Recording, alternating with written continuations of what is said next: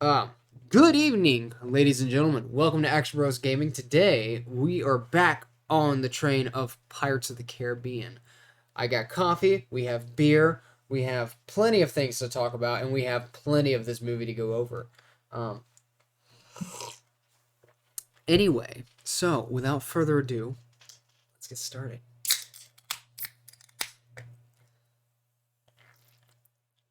We're drinking, what is this, Oscar's Lager? Oscar's Lager. It's a very clean one. It's very citrusy. It's like 4.2. It's like total beer water, which is why I got 15 of them. Yeah, let's go. That's fantastic. Because last time we got through those 6 pretty quick. Yeah, we got through those. And they were long ones. They were long ones. They were long boys.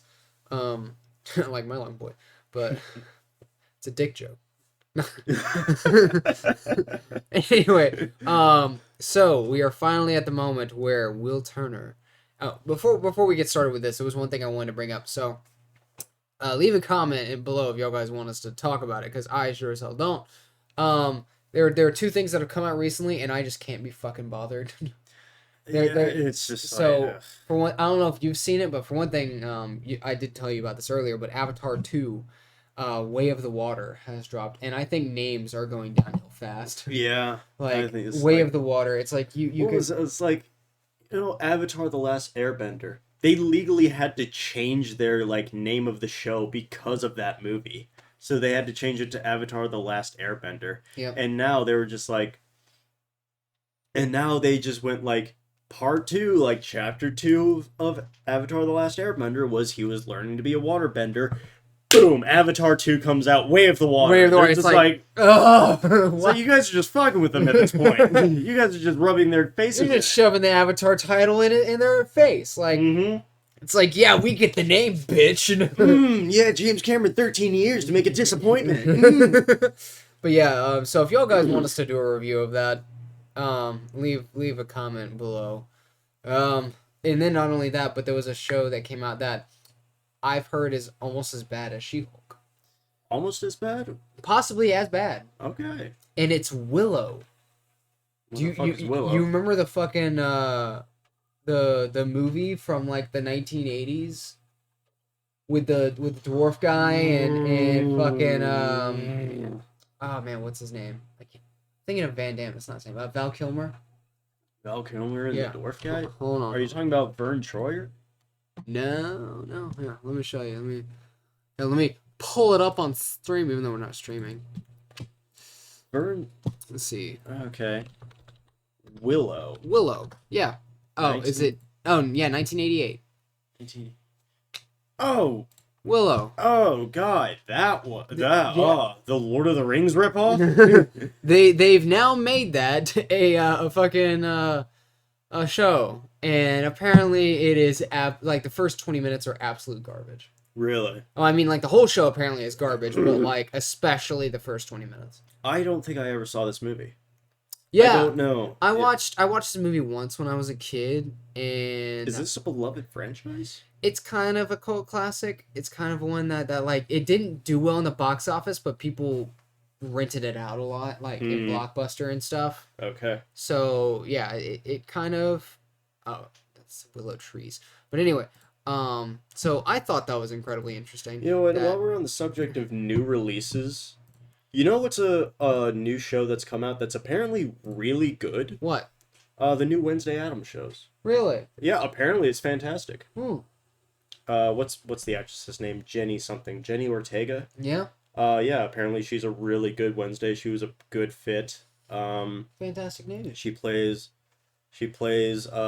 Wednesday, of course, and right. The cast of characters, while small, it's a lot of strong characters. Yeah. And it's a lot of slice of life misadventures with Wednesday and her friends. Right. From what I hear with Willow, it's a lot of shoving politics down your throat, but also not understanding fantasy genre. Was Willow designed to be a political motif? No. I mean, originally it was just a kind of kids fantasy movie. Okay. But with this, it was within the first 20 minutes, every female in this show is from what I've been told, because I haven't actually watched it yet. But the two main female protagonists, as soon as you see them, they're immediate lesbians. There's another lesbian couple that's in the show, and then also they talk like they're from California, even though it's a fantasy world. And it's like it's such a detraction from like actual fantasy genre. And somebody made a comment that I thought was funny, that in the introduction, the way that they're addressing it, there was a South Park episode where they were making fun of Lord of the Rings. Yeah. And they're like, oh, back in the ancient days of blah, blah, blah, there was a ancient staff and like all this random shit. Yeah. And they said it's almost like 1-to-1 what the intro to Willow is like. Yeah. To that TV show. It's just complete fantasy garbage. I'm trying to think of, are you talking about the episode where they have to return the porn to the Blockbuster? Yeah, I think that's it. Yeah. But apparently it's just like that. So okay. But the good news is that we have good things to talk about. Actually, one thing. Backdoor Sluts 9. There's actually one thing I need to do. Our white balance is off as shit. Oh my god, we're green. Oh, welcome to the Matrix. Now we're just blue. Yeah. It's like, let's see. There we go. I think that's happy medium. Turn us green and then play the Hulk 1970 intro. Oh man, I can't remember it, but man, that was a good show. We should do a podcast talking about the 60s Hulk movie. I'd have to rewatch the whole series. Oh man, a must. I mean, for the views, right? Totally. Not for our own pleasure and enjoyment. Even though I absolutely love that show. Yeah. Anyway, so we pick up with Will and oh shit, is that my droid? Okay, here. Is that your pick Roomba? It up. Yeah, your Roomba is fucking crying out for help. It is. It's probably stuck. I'll take care of it. Anyway, pick up where we left off. Yeah. Anyway, okay. So from where we picked 50 minutes, I think we got like 3-4 more episodes of this shit in us. Okay, so we just played off of the scene where Jack and Will, that's his name, Will are like having this debate of Will's father. Yeah, when they then like and I like that because and now we get the sick ass opening shot of Tortuga, which doesn't last 3.5 fucking minutes. Yeah, right. It's not Rings of Power. Yeah, where it's like, just a panning establishing shot of an important scene. Yeah, it's man. I think when you show up in Numenor, it is like a solid 3 minutes of establishment shots and like people looking at the establishment shots. Like it's like we get it. The place is vast. Cool. It's a big human city. It's full a big of seafarers. City. It's pretty. Like at least in the Lord of the Rings, they would mention things where for instance when they're rowing on the lake and it shows the towers. Aragorn's at least points in. He's like, hey, check this out. This is like my forefathers and shit. Yeah. And they're like, oh wow, continues with the shot. It's like that's cool because at least they're adding something instead of just being giant people. Yes.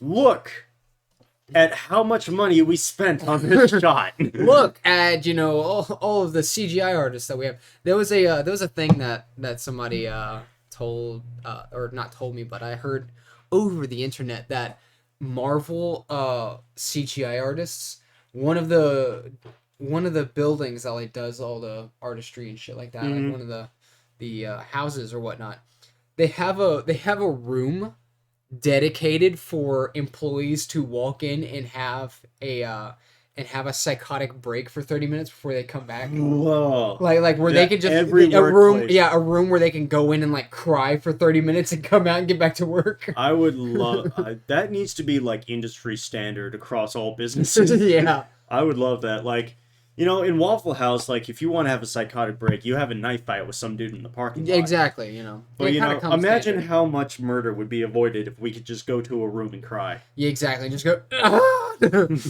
But yeah, apparently, in I think after hearing that and then seeing this She-Hulk scene where they're like, oh, if you could do, your transformation off camera that way, because the animators are already on a different task. It's like, okay, fuck you. Yeah. It's like you're making fun of your own animators who you're obviously abusing. Yeah. It's like that's not funny.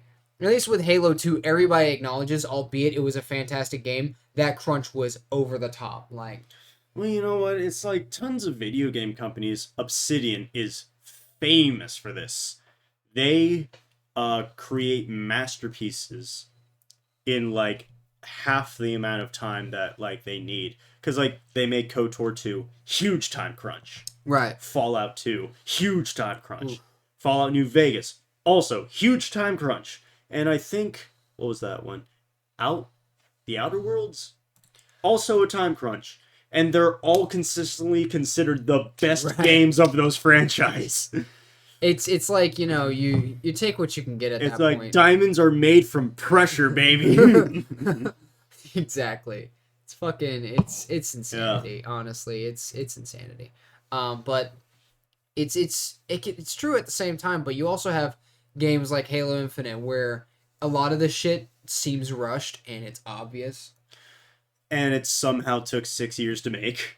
Somehow, yeah, that engine is fucked at this point. But yeah. Anyway, so we have this nice CGI establishing shot. I'm assuming that over here, which you can't see because that's the headphone doggo, is probably Will and Jack's ship, possibly, or it could be at least any of these three. Well, they're arriving, and that ship is currently moving based on those lines, right. I would assume that is Jack and Will. Yeah, and what I like is that this is also a pretty small bay. Like there isn't a lot of. I mean, there's civilization here, but it doesn't go all throughout the city, right? Well, you think Tortuga has to be a relatively small island. Yeah, more than likely, and so it seems like it's New Frontier. Tortuga, as I took it, is not really like...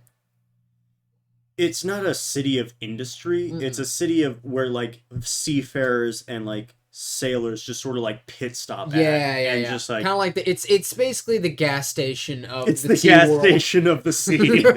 It's the Wawa of the sea. You know, it's the nearby Chevron. Yeah, you get your 2 a.m. beer and pussy, and you bounce. It's the racetrack. You come in, you get, like, a slice of pizza that's...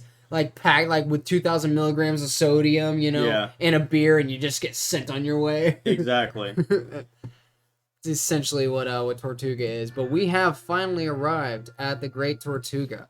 I feel like that's gonna be a little loud, so I'm gonna lower that a bit just so we don't get any copywritten stuffs. But yeah, so we get this shot and immediately opens into chaos. And I like this because it immediately sets the standard for a scene. I've always wanted to see another show do Tortuga like this opening shot.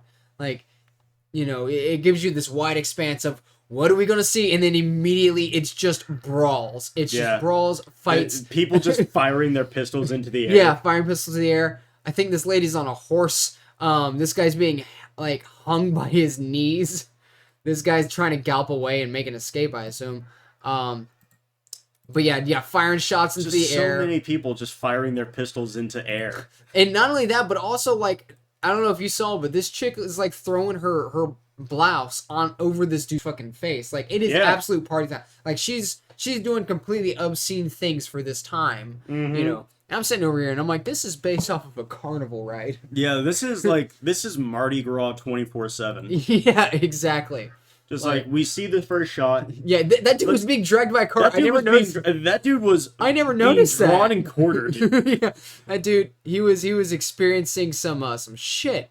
That was insanity. You know, that dude's gonna wake up the next morning and just walk it off. Yeah, exactly. Like, every day, normal. Yeah, look, like this dude. It's being drawn on a. He's being dragged by his cock. Yeah. Like, take away the overlay. Okay. Hold on. Let me bring it back real quick. Yeah. Oh, come on, back up. Like, fuck. Fine. Like 2 seconds. Yeah. Okay. All right, let's see. We'll have to play it a few seconds at a time so we don't get any copyright. See. I just want to nice establishing shot. Right. Looks like a pretty city. It looks like a decent city. It's nice. It's quiet. You know, aside from the music, but like. Yeah. So we get this guy right there by the rope. Not even attached to his arms, not his neck, straight up by his dick. More than likely, what I'm guessing, because it's such a quick shot, they don't want us to notice, is that more than likely it's got a loose rope around his neck, Yeah. but he's probably holding on to the rope at the same time. I figured it was probably like a harness. Yeah, exactly. Or that too. That works. Yeah. But yeah, he gets kicked off immediately. Like shots are fired from way back here too. Yeah. But boom, just everywhere. see, Like 1, dynamic 2, 3. range. Oh, she's not riding a horse. That was just a guy. But yeah, Some dude muff diving. yeah, some dude. And then this chick, yeah, she throws her blouse. I think This over that first guy. scene Yeah. has like 5 pistols fired into the air. Yeah, immediately. And then we cut to this, and this dude is just living his best life, I think. This is Jeremy after he retires. This is me after a life of sea. This is Jeremy and Shay. Shay's just like pouring rum into your open mouth while you're passing out drunk in the street. The dude already, I love it because she's pouring rum into his mouth. He's got 2 mugs of ale in his hand. He's double fisting 2 mugs of ale. This hat has a sword through it, which I can only imagine where that came. And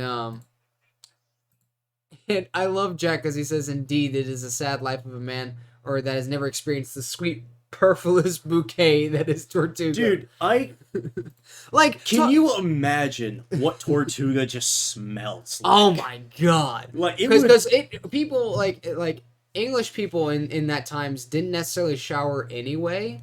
No, it's like not often, but you know. That's the thing. It's just like during this time, it was like kind of standard to bathe like a month, maybe monthly. That's the thing. It's like so these people, no bathing, no teeth, no dental care at all. No, and British, which is terrible. And British, ugh.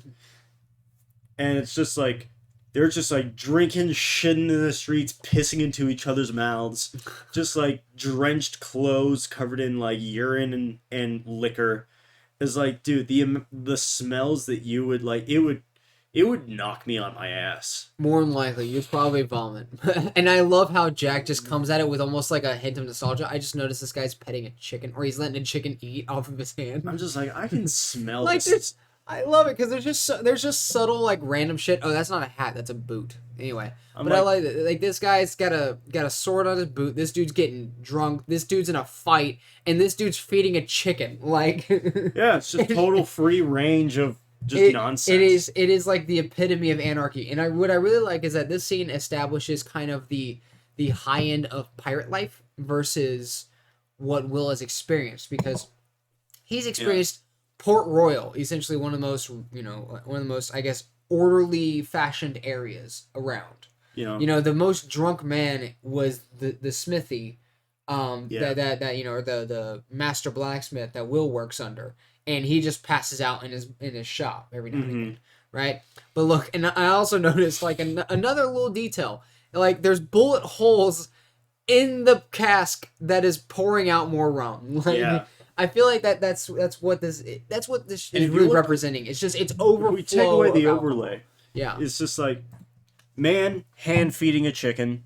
Yeah, lady with her tits halfway out, right. And it's just like liquor all over the bullet place. Holes, yeah. Bullet holes. If we look closely, that man is drenched. Yeah, he is so wet. Oh yeah, we get a close up shot of him, and I love it. Yeah, but and Jack, I love it because he just and. Talk about what I was saying earlier.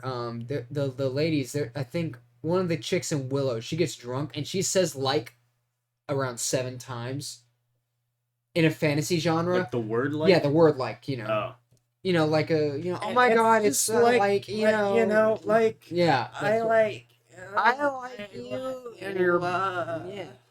But then you have Jack and what I enjoy about this is that the dialogue at least feels like the time. It's just like I don't know if this is because I wasn't around. He's a pirate, but it still has kind of a flowery language around it. Yeah, this is just sort of like I wasn't around during this time, so I don't know what the common man spoke like, nor do I know what the ruffian spoke like. Right. But today we have this idea, pretty much, that the common man spoke more flowery than us. Yeah, right. Then again, that's probably because of literature, which literature at the time was mostly a craft or an art that was by the more educated man. Right. So it's possible that the common man didn't speak too differently than how we did. Right, right. I don't know. But it's still I think nice and enjoyable because I do think at least if you're around people who speak in a more flowery language, you will generally admit that as well. You know, we kind of speak like who we hang around. Yep. Right. And so take any line from let's say just you know, take a look at the Willow Show first 20 minutes. Take any of those lines and compare it to this. This is a pirate in the 1700s, right? Yeah. But he's also a cunning man and a smart man, right? And so that kind of gives him that at least a hint of education, you could That's say. the thing, is like Jack is very street smart. He knows big words like Commodore, which will come in handy later. Yeah. Which I think is also funny because he learns that from Port Royal. But anyway, we'll get to that later. Yeah. But, you know, Jack, while I doubt he has any sort of public education or education for that matter, he is quick to pick up certain things. Right. And so he comes in, and so yeah, compare anything to this line.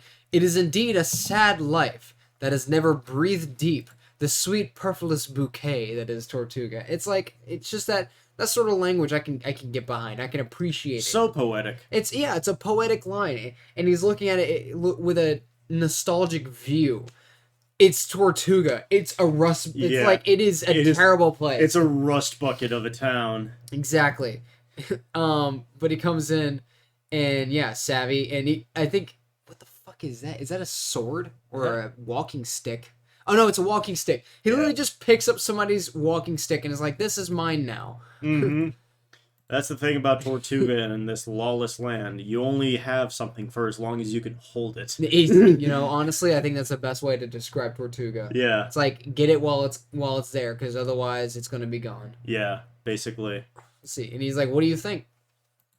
And I like it because he's like, this guy. Yes, this guy. This is absolutely my guy. drenched in wine and sherry and rum and ale. Just everything that dude has like at least 5 different boozes just swimming in his liver. This, you know, before he ended up getting drunk, he was. I feel like the best way to reference this guy before he ended up in this condition was SpongeBob when he pulls out that giant glass of water. He's like, "This is a serious thirst," and it's just him later, like, just can't quench it. It's almost like that guy from Constantine that's like, you know, dying of thirst. Yeah, so he's trying to drink any sort of alcohol he can, but he can't. Mm-hmm. But he can't, because like he can. That's the thing, is that he is also underneath the pirate's curse. He can't quench his thirst as much as he may try. It's awesome. But I like it because he's like, "What do you think?" And you can't necessarily hear it, but a dude just gets socked in the face right after he says that, and I think the timing is fantastic. Yeah. Where he's like, "Indeed, as sad as." Yeah. Okay, that is Tortuga. And then it picks up, "What do you think?" And it's just BAM! Like, cuts right in front of it. And then cuts to this dude just getting drenched. Like, not giving a fuck. I love it. And Will is like, "I am in danger." Like, Will is straight up just like, "I don't belong here." He's like, I'm just a small town young lad from Georgia. Yeah, he's like a kid that grew up on a farm and ends up in like Chicago. Yeah. And he's like, "This is not what I expected." I was like, "Gun violence? What's that?" Yeah, right. And he's just like, "It'll linger." He's like, I'll live, basically. Wow. It has been 2 minutes, and recording time 24 minutes. We're hanging in there. We're great. We're great at this, guys. We're naturals. Yeah, man. We've had a lot to say, and that's what I can appreciate. This fucking woman. This bitch. This bitch right here. It's just like, she is like the prettiest of the pigs. Wait, I would actually, air contraire, my good sir. The second lady, I would allege, is prettier than this woman. Really? Wait, point to the one. You'll see her in a sec. She's blonde. Okay. She's a blondie. I would say she's definitely the prettier one. Yeah. I think this was the drunken hookup, right? Yeah. and the other lady was a lady that Jack was actually alleged. Because this is lore deep for you guys. If I'm not mistaken, Jack is technically married to this woman. It's kind of like, the Vegas wedding. This is later. Yeah. But I was under the impression that Jack was married to the witch Calypso. No, that is with Davy Jones. She was wanting to marry Davy Jones. But she was the African witch lady. Yes, that whole plot, if I remember, because they explain it all when she's in the jail cell. Right. Because, they did hook up. Yeah. Davy Jones said, he proposed to her. She accepted, but she basically left him at the altar, and he said, and he was wondering why, and she says, because I am a free god. Basically saying I'm a free spirit. I exist on my own thing. I can't be anchored down by something else. She's a strong and independent black woman who don't need no man. Essentially. Who don't need no squid-faced man. And so he was upset by that. Yeah. Naturally so. Well, yeah, I mean, if you were left at the altar. Yeah, no shit. I really, actually, I think Davy Jones is probably one of my favorite parts of that, I guess, not duology, but I mean, it was really 2 movies that he was a part of. Yeah, I guess I thought he was a cool character. He was a good character. Like I said, I don't know how many episodes go, but you can tell the quality of a Pirates movie by how good the villain is. Yeah. Barbossa, great villain, great movie. Davy Jones, great villain, great movie. Did you know, speaking of pirate movies, I found this out the other day. One of the Pirates movies actually has the record for most money in a production. How much money did they spend? I believe it was $378 million, if I'm not mistaken. $378 million. Largest budget for a movie. If I'm not mistaken. Let's see. That beats out Avengers and all that. Yeah, let's see. Largest movie budget. In India, dude, we need to find out which Bollywood movie has the highest budget. Has the highest budget? Yeah. RRR! Let's go! We gotta watch it! We gotta watch RRR! Hold on, you guys gotta see this. I told you we gotta watch that fucking movie. I love how the highest budget for an Indian Bollywood movie is $69 million compared to the $378 million Pirates in Hollywood. I believe it should be, On Stranger Tides, $378 million. Man, that movie sucked though. Yeah. Well, no. That was the one that you liked. That was the one with Blackbeard, On Stranger Tides. Which one am I thinking of? The Blackbeard one. Oh, you're thinking of Dead Man Tell No Tales. Dead Man Tell No Tales. That movie sucked. That movie. Stranger Tides was not great, but okay. Yeah. I would need to rewatch it to really give my full opinion on it. Yeah. It was a purely average Pirates movie, but I did really like Blackbeard. Yeah. Let me make sure that I'm doing all of this right. Well, I want to do one thing right quickly. I'm going to bring up this tab. I can't get over how... We need to watch Triple R, man. Honestly. Dude, Okay. Guys, as soon as we finish up, this series... expect Bollywood. Oh. Expect a whole playlist. Bollywood reviews. Expect a whole playlist of Bollywood reviews. That's going to be the category, Bollywood reviews. Absolutely, it deserves its own. I'm saying, if you're not on honestly, the Bollywood if we finish up on time, I don't have to go work until 1 p.m. tomorrow. If we finish up on time, we could just watch Triple R tonight. I would love to. Let's fucking do it. High five. Yeah. Let's get drunk and watch Triple R. I would love to do that. That is a fantastic Bollywood movie. Get on the Bollywood hype Get on Jeremy it. Yes, absolutely. So, back to this bitch. This bitch. This scarecrow of a woman. Every line of dialogue is just fantastic. And Jack's like, "I'll tell you, mate. If every town in this world were like this one, right? No man would ever feel unwanted." Which is great because if you think about it, either somebody wants to bang you, somebody wants to take your stuff, or somebody wants to kill you. It's kind of hard to be a loner in Tortuga because if you brush up against someone, they're gonna punch you. I don't think I would be able to handle that level of attention. Exactly, right? I mean, I'm a bit of a private guy. Yeah, Private Riley. But anyway, so I could have been if I joined the military like I planned to. Oh yeah, that's right. You were thinking about that. Yeah. Too bad now you're doing movie reviews with your high school friend. Yeah. It's Here a we shame. I gave up being a, I guess, military investment. Mm. I gave it all up so that I can, work at a cryogenics manufacturing facility in Georgia. So, You make it sound so wonderful. yeah, it's a good job. Yeah, well, that's good. That's good.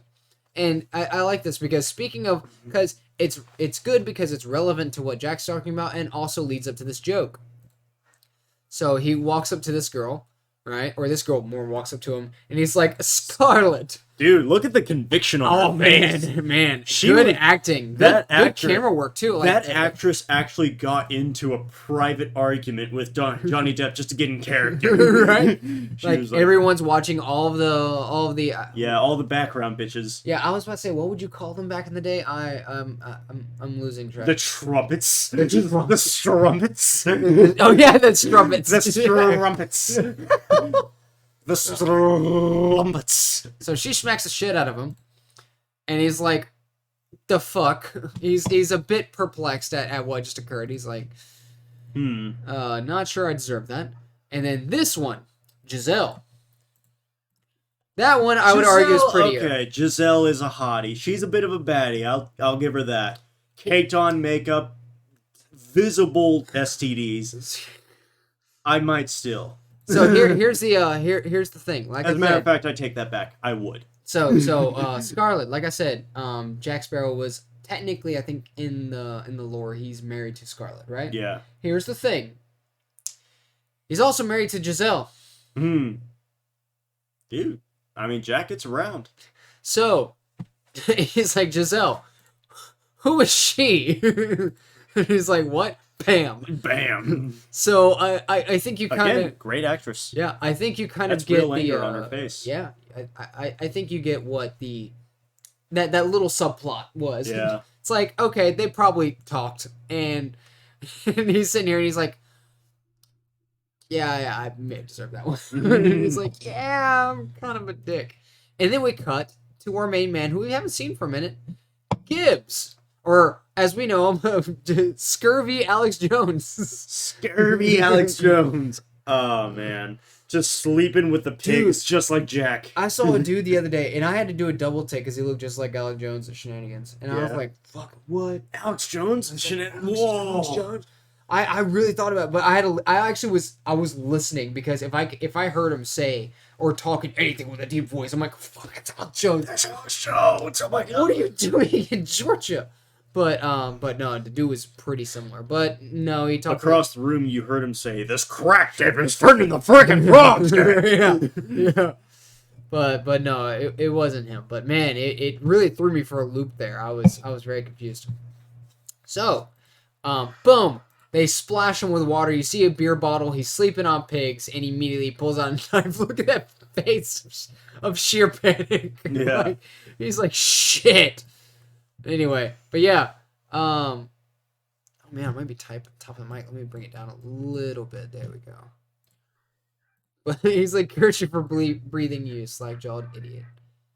And then it's Jack. And Those are cute pigs. they are cute pigs. And so, yeah, I don't know. Nobody really knows how Gibbs got this way, but I assume it was because of his drinking habits. I would assume so. Because they alleged that in the beginning, so it probably caught up to him. One More too likely. many cursed pirate encounters, he finally cracked and just went insane and left for Tortuga and never turned his back on it. Yep. Start sleeping with the pigs, because if you sleep with the fishes, you're dead. It's better to it's better to watch a man come in the sink than to watch a man sink in the cum. Oh my god. What the fuck? Oh man. But let's see. He says, again, going with the Alex Jones, he's like, you should know better than a wicked man when he's sleeping. It's bad luck. Bad luck. It's bad luck. It'll take me again. But Jack, probably knowing Gibbs and how he is, he's like, I got you, homie. He's like, fortunately, I know how to counter this. Counter 8 years of bad luck, I guess. Yeah, right. And I always thought it was funny because, now, here's the thing. Before we begin talking about Jack's little poem here. So, This is another one of the things that people tend to look at Jack with because this is I think the thing that they reference in later movies. And I have a problem with it because in later movies they make it out to a joke to where Jack doesn't actually they make it seem like Jack doesn't know what he's talking about, he's just spitting out words. Yeah. In this, he uses a lot of repetitive language that sounds like, I guess, at least similar. You know, kind of almost like in a circle, like circular language. But it actually makes sense. The problem that I have with the later movies is that the way they make it sound, they make Jack just sound like he's babbling nonsense, but it makes sense to him. He's too goofy in the later movies. But the scene that I'm referencing specifically, if you're curious, is the scene in, I believe, Dead Man's Chest when he's looking for the key, and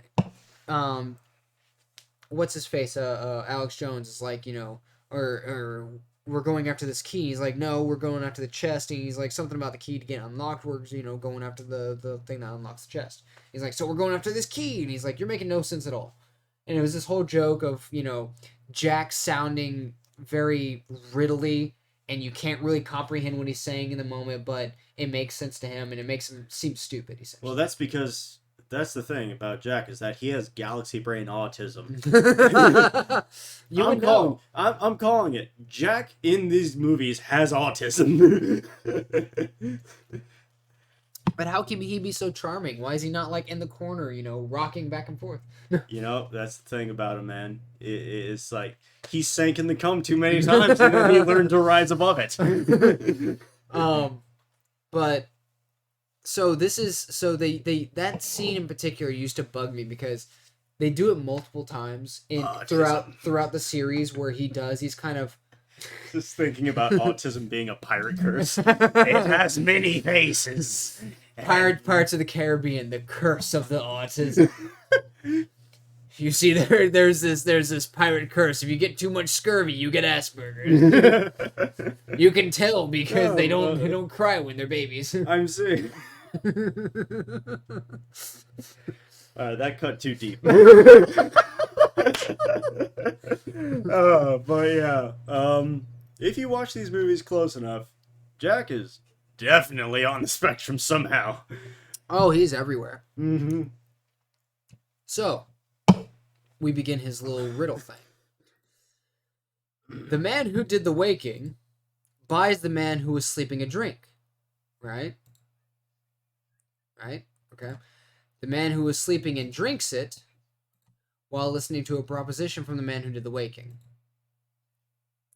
So, essentially, you can see like he's using similar words and he's going back and forth. Yeah. He's reusing phrases. Well, this is how Jack sort of like, I guess, sort of like charms or negotiates his way through things. Yeah. Is that he uses very like overcomplicated, flowery language, but in very like direct speech. Mm-hmm. So like it confuses you before you realize that he already has the upper hand. Which we've seen with the guys from Port Royal. Oh yeah. Where he's like, you know, they're like, you know, if he was telling you the truth, he wouldn't have told us. And he's like, of course you're willing to, or what was the line? Unless of course you wouldn't believe him even if he told it to you or something like that. You know, he's like, you wouldn't believe the truth even if I told you. But he uses that sort of flowery language to kind of confuse them, and that gives him that edge. Yeah. And so Gibbs obviously is like, what? The fuck? He's like, and then he kind of understands. He's like, okay, so you have a proposition for me. All he heard was I'm going to buy you a drink and I have a proposition for you. Yeah, and he's like, yeah, that'll about do it. You know, so picks him up, and then we go on this, and he splashes him again for a little bit of slapstick. And he's like, I'm already awake. And Will says that was for the smell. And Jack's like, yeah, that's accurate. I'll take it. Dude, you're in a town full of Gibbs, man. Yeah, and that's why you look at Gibbs, and he's kind of like, yeah. That's the thing. It's like, okay, so, like, rewind a little bit. Okay. It's like, I can't tell if, like, okay, play it a little bit more. Were you looking for Gibbs or? I'm looking at Gibbs. I can't tell if that's just, like, fog rolling in or if the water is literally steaming off his body. Oh yeah, that's steaming off his body. Wow. So it must have been really fucking cold. I guess so. That was Maybe. cold Either water that or it's in really a warm water. in a hot, temperate environment. Yeah, which would, yeah, that would make sense because if they're in a very temperate climate and they splash cold water on them, it's gonna Well, steam they're in off. the Caribbean. Yeah, and it's always hot over there. So yeah, we cut to a random bar in Tortuga. It's just I like it because it's fist fights everywhere. And Jack's like, I got my shit now. He's walking like it's no problem, and Will just looks like stressed out of his mind. Will is also autistic. Yeah, look, he's just like, Uh, this is not comfortable for me. He's all like, he's got his buttons all the way up. He's got his handkerchief on, which I think is cool he because looks like fucking Fred from Scooby Doo. yeah, even looking at a costume standpoint. All right, like talk about like this is what I love about the nitty gritty of these movies. Look at the detail. For instance, we're gonna get a little deep here for a second, but and it just hear me out. Okay, this is a bit of a stretch, so just it's gonna be a little bit of a talk. So hear me out. This is my TED talk. One of the references that people or one of the metaphors in the Adam and Eve story, Mm-hmm. whenever they discover that they are both naked and they understand good and evil, one of the metaphors behind that is the fact that they notice that they're vulnerable, which means I know my weaknesses, therefore I also know your weaknesses, and that's why you understand good and evil. I understand what malevolence is because I know how I can hurt you, Mm-hmm. right? So that's why they understand good and evil, is because when they're naked they feel vulnerable. Yeah. Just like whenever you're having a dream and you feel and you're on stage in front of everybody and you're naked or in your underwear, right? Yeah. That's that classic dream. I feel like this is a good at least use of that sort of thing, because you notice Jack's apparel buttons wide open. Like he's here to express himself. Yeah. And then you look at Will Turner, his necktie is tight. It's Yeah. buttoned all the way almost up. a noose at this point. Yeah, exactly. Which honestly might even be a good metaphor for that. Like, You know what? Maybe we He's- can connect that. he's highly uncomfortable in this Uh-huh. situation, and so he's trying to protect himself by bundling up, essentially. Sort of like Almost as if like his clothing is the only armor he has with the situation around him. You He were- feels vulnerable. you reminded me of something, but it's such a divergent conversation that I almost Yeah. think it doesn't fit into the scene. Okay. I'm Um, interested though. you do want to hear it? Mhm. It sort of reminds me as like you're talking about Adam and Eve. And I brought up Dante's Inferno in the last episode, Mhm. and it's considered one of the greatest literary works. It is hilariously goofy at times, though. Oh yeah. Yeah, because you can tell at certain points within the poem where the author Dante wrote himself into a corner, and he tries to like backpedal and logic his way out of it. Oh really? Yeah, so Dante, to give background, Dante was a devout Catholic and he was loyal to the Pope of the Holy Roman Empire. And during that time, it was like a lot of provinces, and I guess you would call them provinces, or like territories of the Holy Roman Empire were like sort of separate, but kind of under a banner, blah, blah, blah. And there were a lot of wars going on, obviously, during the Holy Roman Empire. And it brings up Adam and Eve, where in Dante's Inferno, you have the first layer of hell. The first layer where he goes and enters it. Right. And, it's Dante and Virgil. Virgil being another ancient Roman poet who Dante was a fan of, and Virgil is there. Virgil is also, in the first layer limbo. I am the storm that is approaching. No, Devil May Cry. That's Yeah. why the characters are named Dante and Virgil. Right.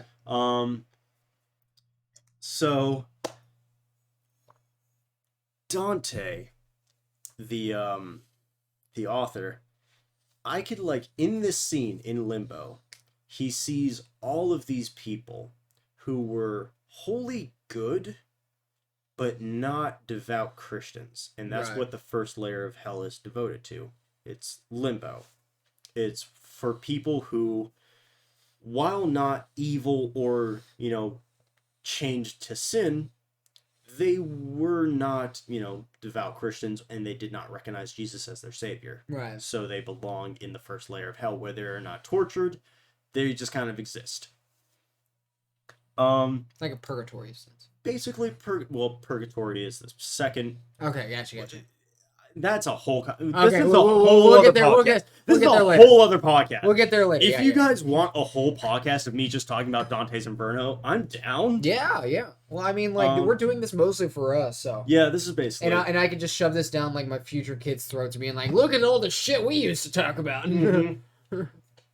But it's like there is a conversation between Dante and Virgil where Dante asks Virgil, "Is like, hey, can people ever leave hell?" And Virgil is like, "Mostly, no, because on the door to hell, it says, 'Abandon all hope, ye who enter here.'" And it's so you hear that line all the time. It comes from Dante's Inferno, "Abandon all hope, ye who enter here," and it's basically saying it's like this is a place of no escape. This is a place where you are bound to, and you have no hope of ever leaving. You are doomed to be tortured eternally, basically. Right. But there is one instance, and one instance only, where people did leave limbo. And it's when Jesus came down to hell and literally like dragged people from the Old Testament and brought them out, and it created an earthquake that fault lined through the entirety of hell. I'll be honest, that sounds badass. It's rad as shit. like I'm just like, dude, that's fucking rad as hell. Freaking Doom, the only thing they fear is you kicks in. Yeah. It's like Jesus just busts down the door. Like, that's the thing. It's like you have to, Jesus is so powerful in Dante's eyes that he can literally go to hell, drag people out, and bust them out. He's like, "I'm getting you bitches out of here." And that's the funny thing is that like you think like in Dante's Inferno, it's a comedy. That's why it's called the Divine Comedy. A comedy at the time. During Dante's like lifetime, comedy meant that like It had a happy ending. Right? kinda, Because it was either a comedy or a tragedy. Well, a comedy, like I think the exact definition of comedy at that time was like everything happens exactly how you expect it to happen. Yeah. So yeah, Dante Version of comedy. Maybe. Yeah. Divine comedy. Divine comedy is an Italian narrative. Oh wait, that's just the story. That's just the Divine Comedy. So a comedy is basically like everything that you expect to happen happens. Everything logically happens the way that you expect it to. That's what the comedy version of the time was. And so you see Jesus in this scene. Yeah. You know what? You know what's a line in Dante's Inferno, which comes from Dante's Inferno? What? Which you might recognize? "We're on a mission from God." No way. That comes from Dante's Inferno. Really? Virgil, Like straight from like the Blues Brothers and shit. from the Blues Brothers, which makes me think, was the Blues Brothers a motif of Dante's Inferno? It could be. We would have to watch the whole movie again. Yeah, I was about to say, because yeah, like you talk about Blues Brother and how that's like one of your favorite movies from your childhood. Yeah. And it has the line, "We're on a mission from God." Oh, that's repeated throughout the. Well, that's the thing. It's repeated throughout Dante's Inferno too. Really? Virgil says it like 5-6 times. Really? Yeah. I was about to say I sent my dad a thing because I was upset that unfortunately Dan Aykroyd went, this is getting a little political, but he went a little woke. And I mean, I don't really give a shit, but it was still just kind of annoying. It's just, I feel like a lot of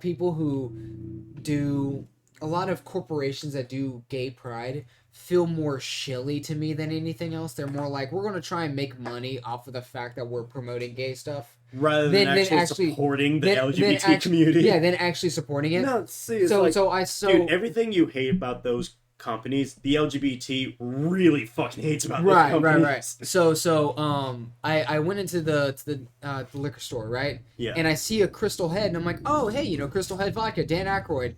And it was rainbow colored, and I'm like, oh no. And then I open it up, it says #MayWearPride, and I'm like, fuck! Why? And then I sent my dad that, and he goes, looks like he's not on a mission from God anymore. And I was like, damn, Dad. It's like, your dad's fucking brutal. It's like, shit, man. I was like, dude, did your dad have a couple of shots before he said that shit? I mean, I thought it was hilarious, though. Like, Your father, who is very private in his beliefs, He's a very private man, yeah. just blurted that one out. I was like, he must have had like a beer or two before Oh he yeah, said yeah, that yeah. shit. Yeah, because I think he was particularly pissed off because he loves Dan Aykroyd, and he really Dan Aykroyd went fucking insane forever ago. yeah. But he really liked Dan Aykroyd, and he really liked Crystal Head vodka. It was his favorite vodka. I mean, it's a decent vodka. Yeah, exactly. And so he was like, "Why?" Like, he was just. I'm sorry, Jeremy, but all of your famous childhood heroes are gay. Yep. Or just Harrison Ford. Yeah, or or Indiana Jones 5. Yeah, they're all terrible. Honestly. Sorry, man. You know what's funny? You know what's one childhood hero that you have who isn't gay? Who? Shockingly, and you're not gonna believe me when I say this, Freddie Mercury wasn't gay. He was bisexual. He said so many times. Oh. But people just say that he's gay. Okay. That's good. Good to know. I was about to say. I was like, oh, thank God, Freddie Mercury is still queer. I was about to say. I was sitting there. I'm like, I am really positive he had sex with a dude. If that doesn't make him gay, then I mean, like. Well, that's the thing. But it's like bisexual. I'm like, okay, that still counts. No, yeah, like, it's like he's still okay. That's the thing. He liked guys, but I mean, that's the thing. It's like people famously think that like Freddie Mercury was like this outwardly like gay man. He wasn't gay. He liked both. Yeah. And he said so multiple times, but people just put him under the gay label. Speaking of really good segue. Speaking of gay people. I was about to say, I was trying to make a segue. Speaking of gay people, Tortuga. Full of them. You know it has to be.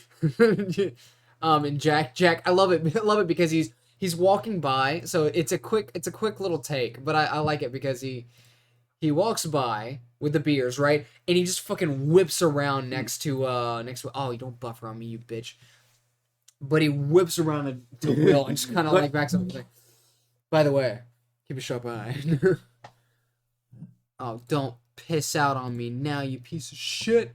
I was just about to get to the plot. Come on.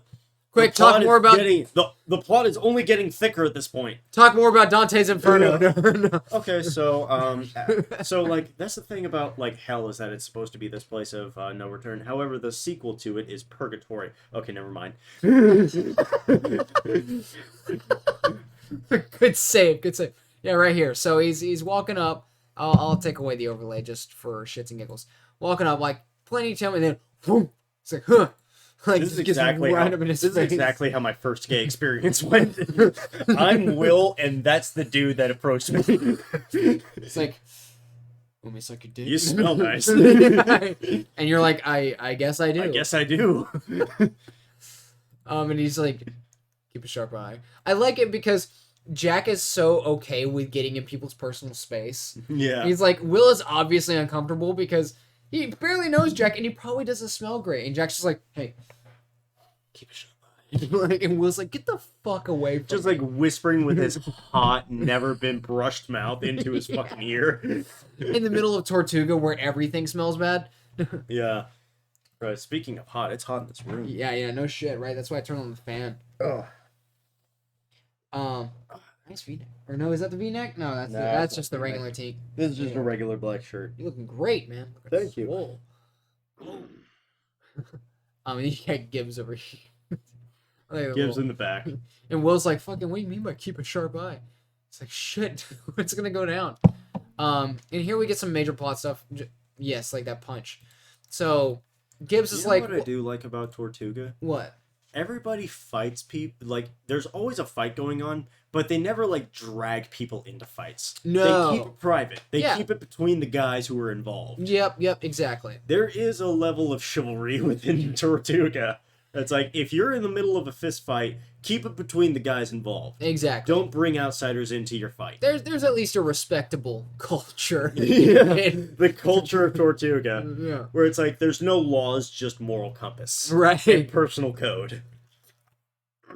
So, Gibbs is like, what's the nature of this venture of yours? He's basically asking Jack, what do you want to do? Jack's like, yo, I'm going over the Pearl. Or I'm going after the Black Pearl. Gibbs is like, fucking excuse me? He's like, I know where it's going to be. And I want to nab it. And Gibbs is like, that's a dumb idea. It's fucking fool's errand.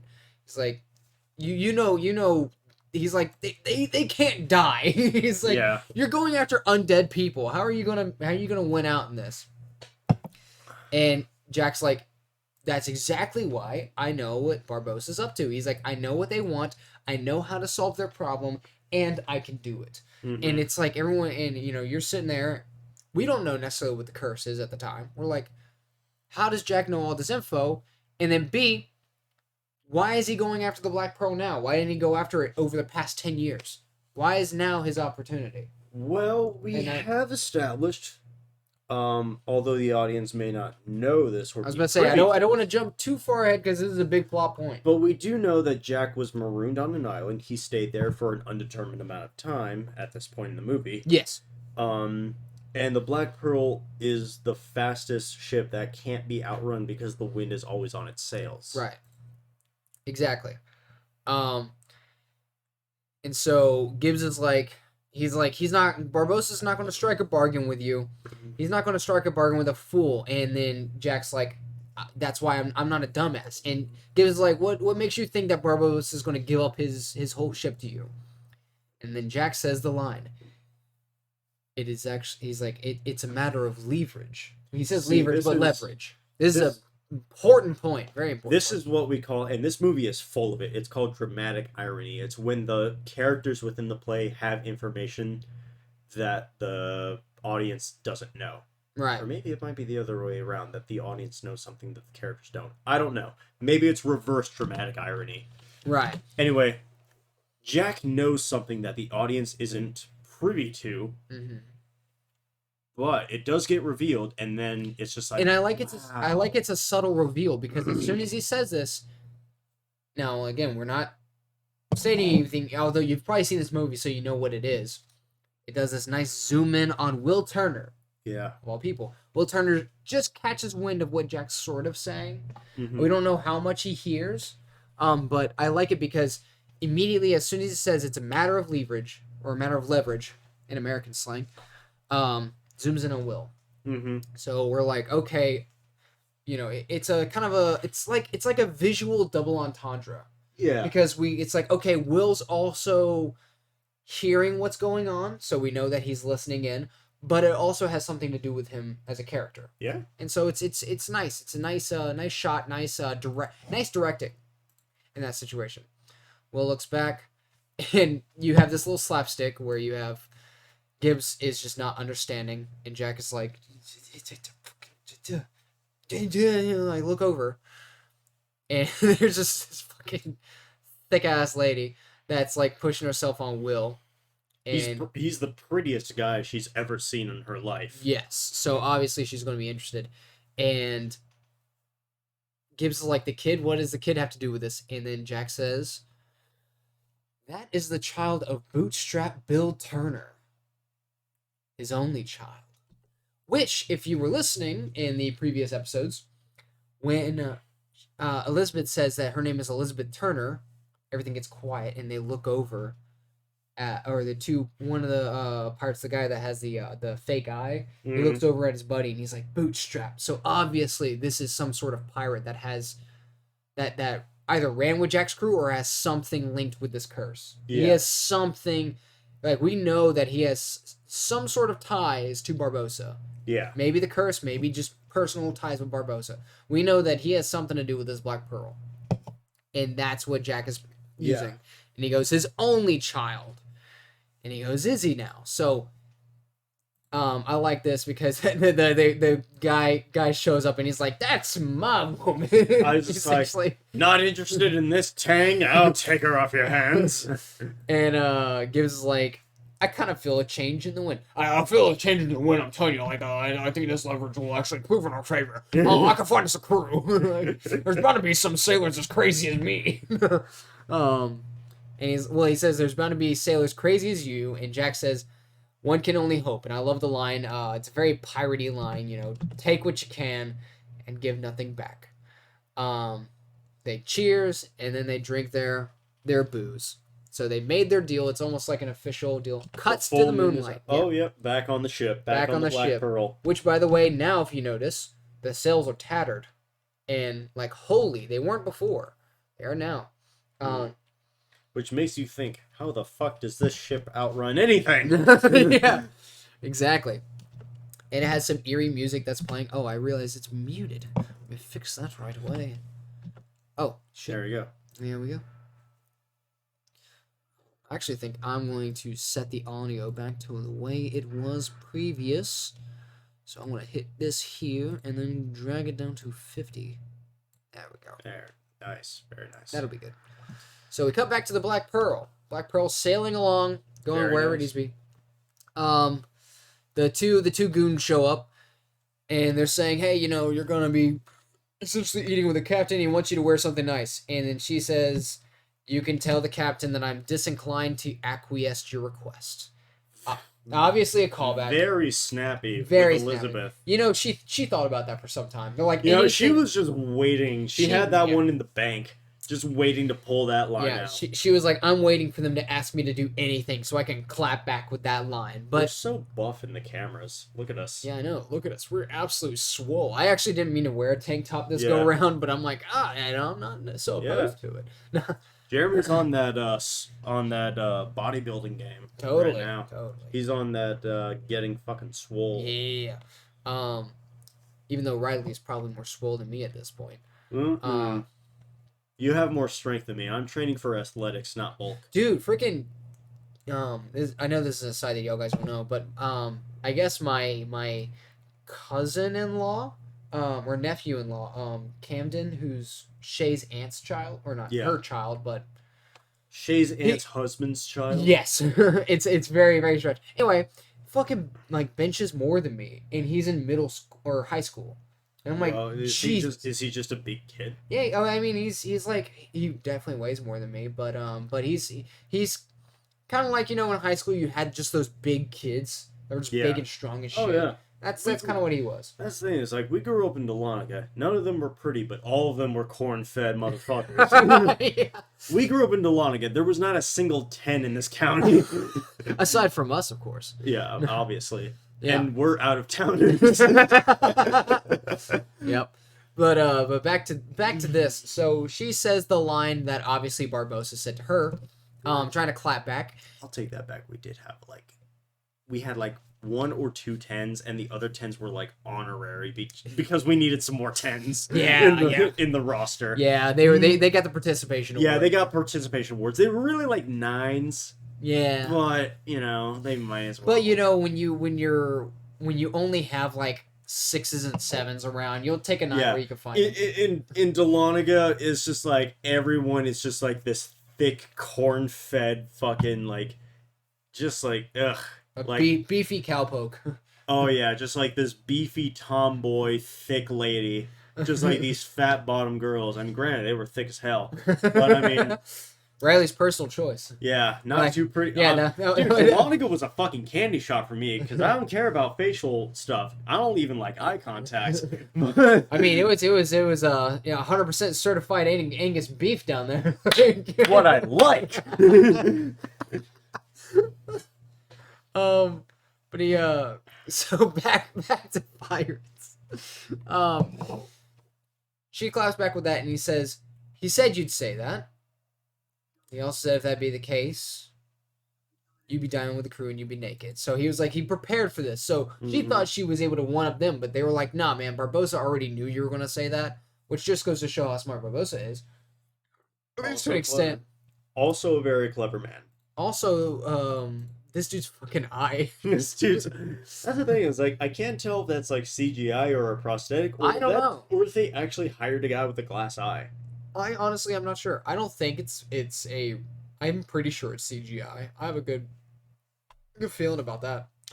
But anyway, so obviously with pirates, it's kind of hard for, them. I mean, she's obviously a pretty lady.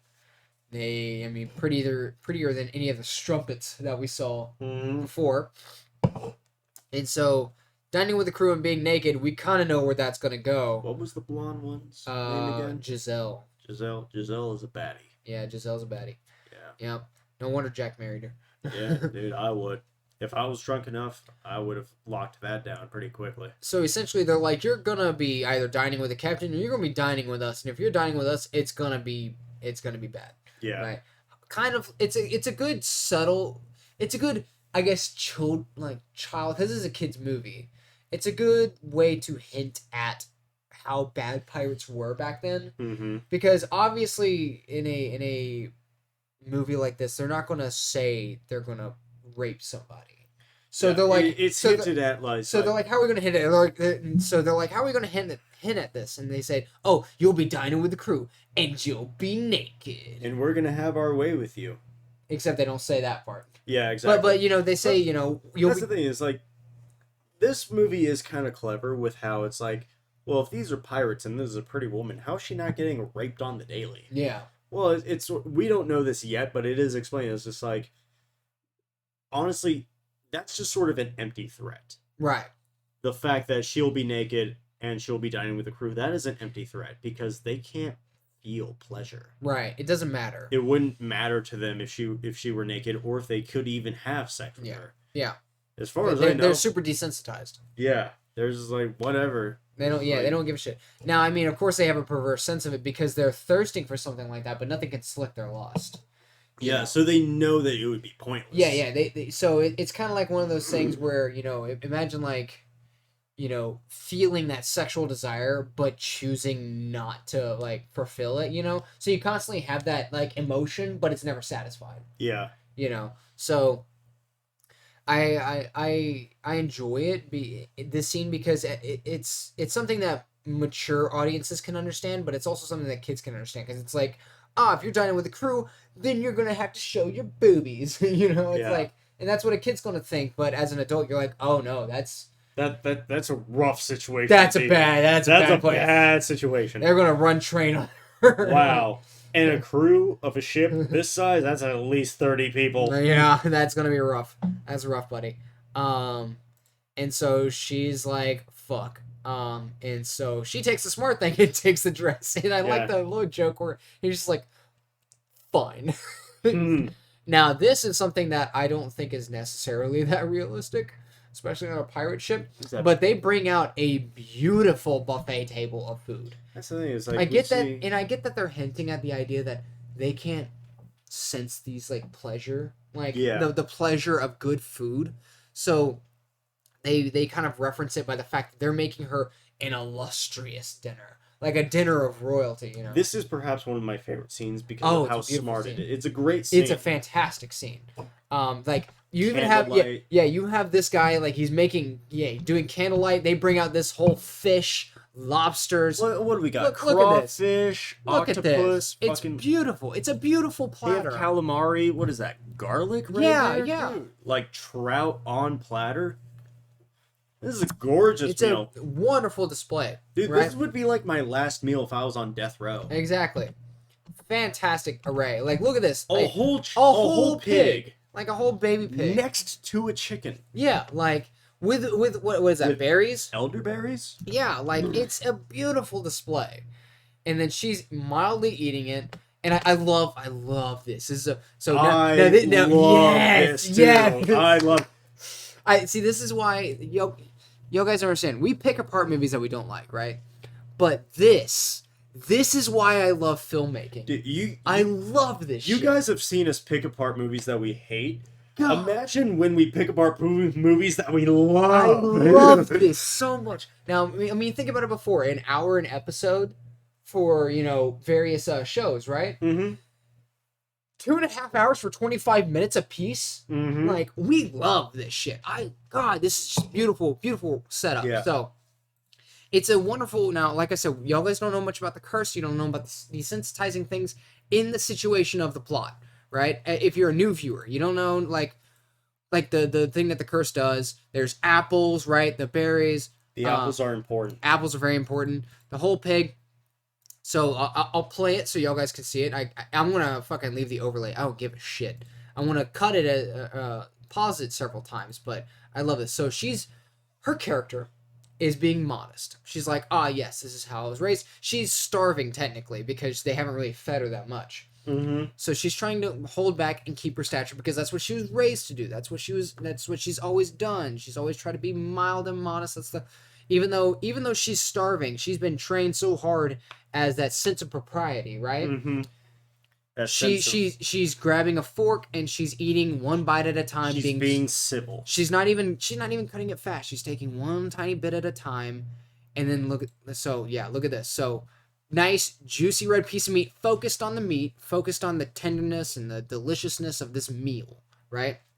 And she's divulging, even though she's starving. Yeah, she hasn't eaten for at least 24 hours. Right, and she's finally getting to taste this food again, right? So obviously it's going to be delicious. Oh my It's god. seasoned, it's beautiful, right?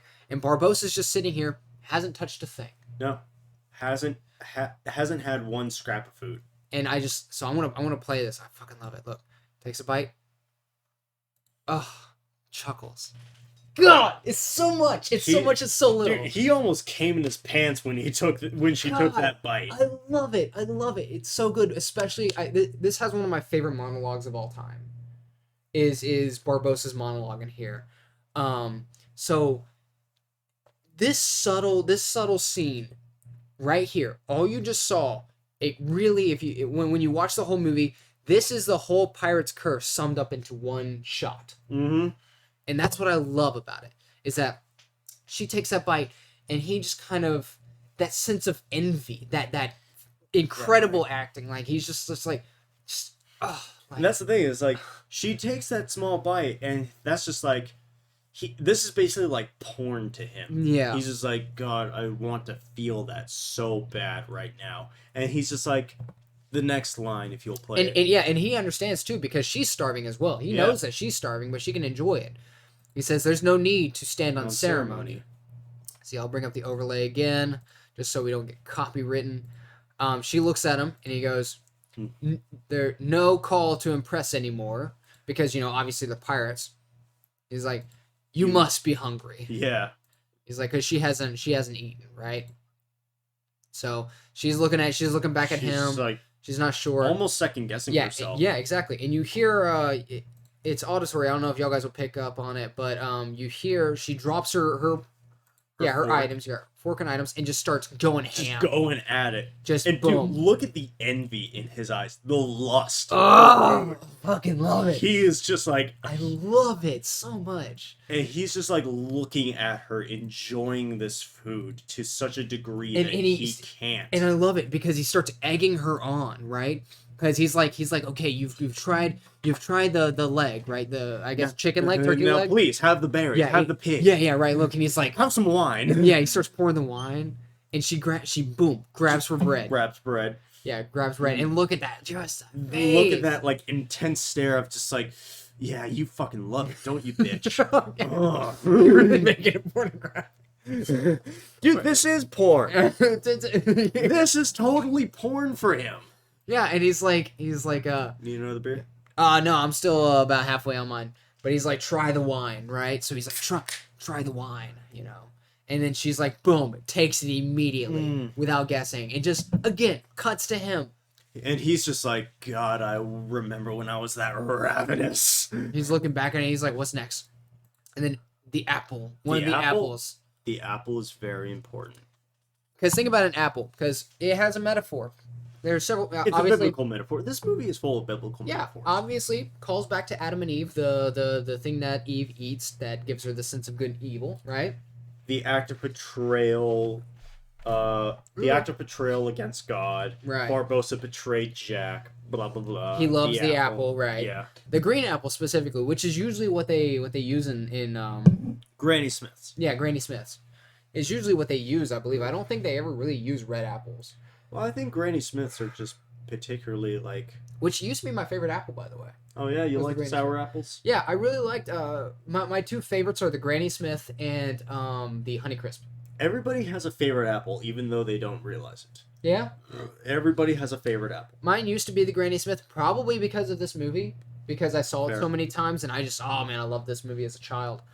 And he's like, and the apple is one of those next. And she pauses. Now, of course, I'm gonna bring the overlay back up because God, those few cuts. Oh, there's so much character in there. Yeah. So much, and like the phenomenal acting, like good I love how he pours it over the side, like he's like really enjoying this. He's enjoying Like, every moment of it. Take the wine. He's like The bread, the cheese, try the wine. berries. The apple is one of those next. Mhm. Like, oh man, like you can't see it. He's holding the apple in one hand, but underneath the table, he's just beating off. Yeah, he's just like, fucking take the bite of the apple. It's like the table is shaking around. It's like he's so furious about it. I swear, it's just my leg shaking. It's just Like, cold. take a bite of the apple. So we gotta get through this monologue. It's so fantastic. So she's cautious, right?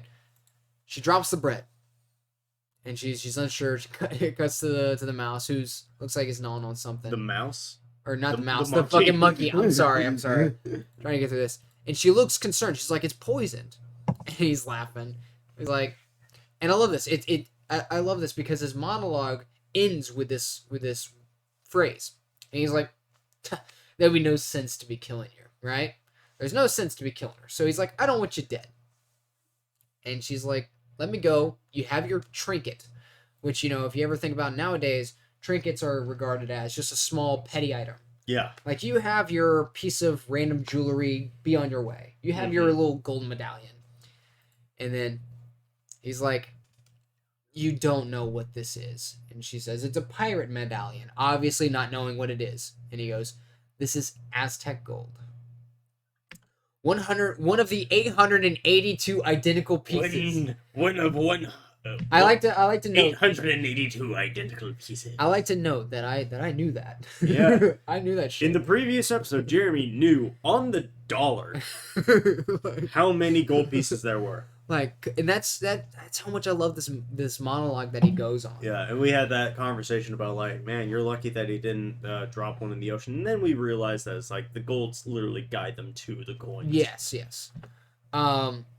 That they delivered in a stone chest of Cortez himself. So obviously Aztec gold, around the Caribbean. I mean, it's more offshore, but it could have been on an Aztec island. was in Mexico. Yeah, but it is in Isla de Muerta, right? Which is an island. So it could be off the coast of Mexico. Island of the Dead. Which they could sail to, right? So no problem there.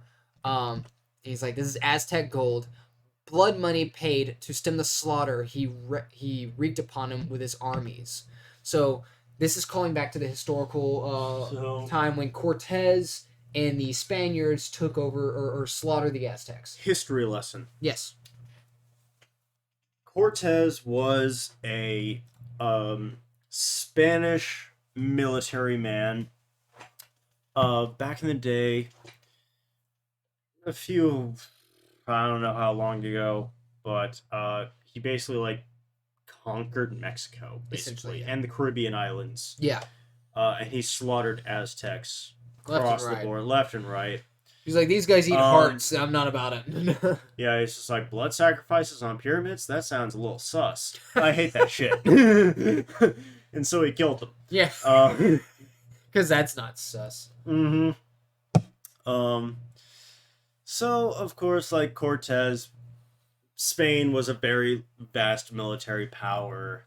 They got sent to Mexico. They slaughtered the Aztecs. Mexico became a territory of Spain. So basically, this is calling back to that point in history where it's like the Aztecs literally paid Cortez in gold, and I think the whole conquest was for gold. Yes. Which if I'm not mistaken, yeah. Yeah, and which is why Florida was a military territory for Spain for a long time. Which is why it's called Florida. Right. Which is Spanish for land of flowers, I think. I don't know. I'd have to look up what Florida means in Spanish. I mean, all they need to know, essentially, with this scene is that Cortez, a Spanish conquistador, went over to I guess Mexico, right? Yeah. Middle America, and conquered the Aztecs. The Aztecs worshipped various deities, if not one. I think they were polytheistic. They were polytheistic. So they worship multiple deities, and so they essentially what happens in this scene is he says they gave Cortez a essentially some gold, but they said the greed of Cortez was insatiable. Like he couldn't stop. So the heathen gods, which were the Aztec gods, placed upon the gold that they gave to him a terrible curse. And here's where we get the curse of the Black Pearl. And so she starts getting interested because obviously she's been interested in pirate stuff. Yeah. And this is a pirate curse. So she's like, okay, you Shit. have my curiosity. He has her attention. Yeah, he has her attention. Any mortal that removes but a single piece from that stone chest shall be punished for eternity. So, obviously, you take that gold, which he has in his hand, Mm-hmm. you'll be punished for eternity. And she's like, look, I'm not about... I don't believe in ghost stories. I'm an adult. And he's like... sounds like superstition. Yeah, and he's like, that's what I thought when they first told us. Buried on an island on the dead that cannot be found besides those who already know where it is, which Jack has referenced before. And he's like, we found the gold. We took them all. He's like, with the chest. Okay. I love it. Pause real quick. I was about to say, I love his facial expressions are fantastic. He's a great actor. He's a fantastic actor. I only know him for this movie, though. That's the thing, is like they say that like Isla de Muerta, Island of the Dead, is an island that cannot be found except for those who already know where it is. Yeah. I took that as they were cursed, so the gold calls to them, but they found it before they were cursed. Yes. That's one of the loops, because that's one of the weird things about this curse, because it has an origin. Yeah. So what I'm assuming is because this is Cortez's Aztec gold, what the way that this curse works essentially is that the men from Cortez, or the men that sailed there first to place that chest on Isla de Muerta, Mm-hmm. they know where the location is. They know the bearings. Yeah. Right?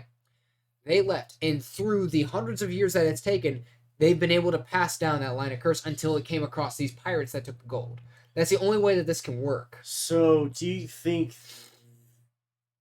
Barbosa is a descendant of one of the men? No.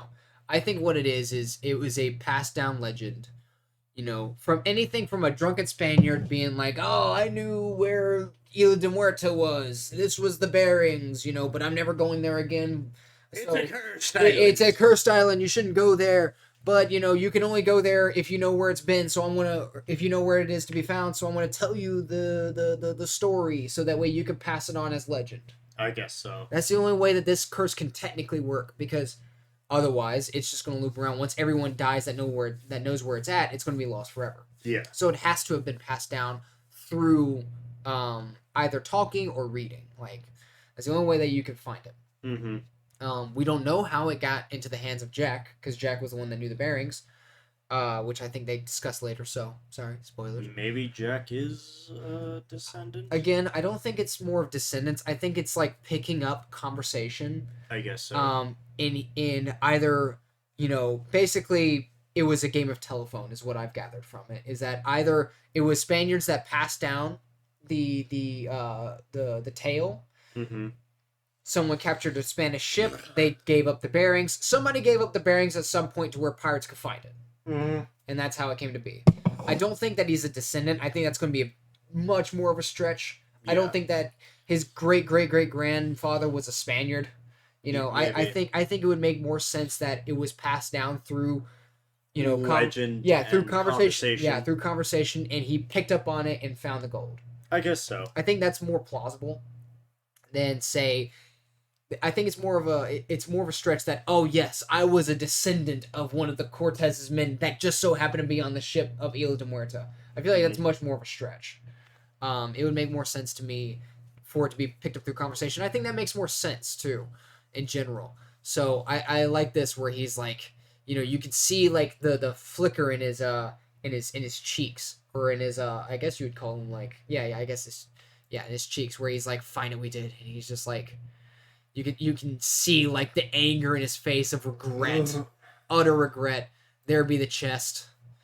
He's like, you know, inside be the gold, and just like he's remembering it, man. Yeah. He's remembering that shit. The regret that he feels from ever taking that gold. Yeah, and then he's like, we took them all. Like, oh, he gets pissed about it, and he continues with the tale. He's like, we spent them and traded them for the Malay on drink and food.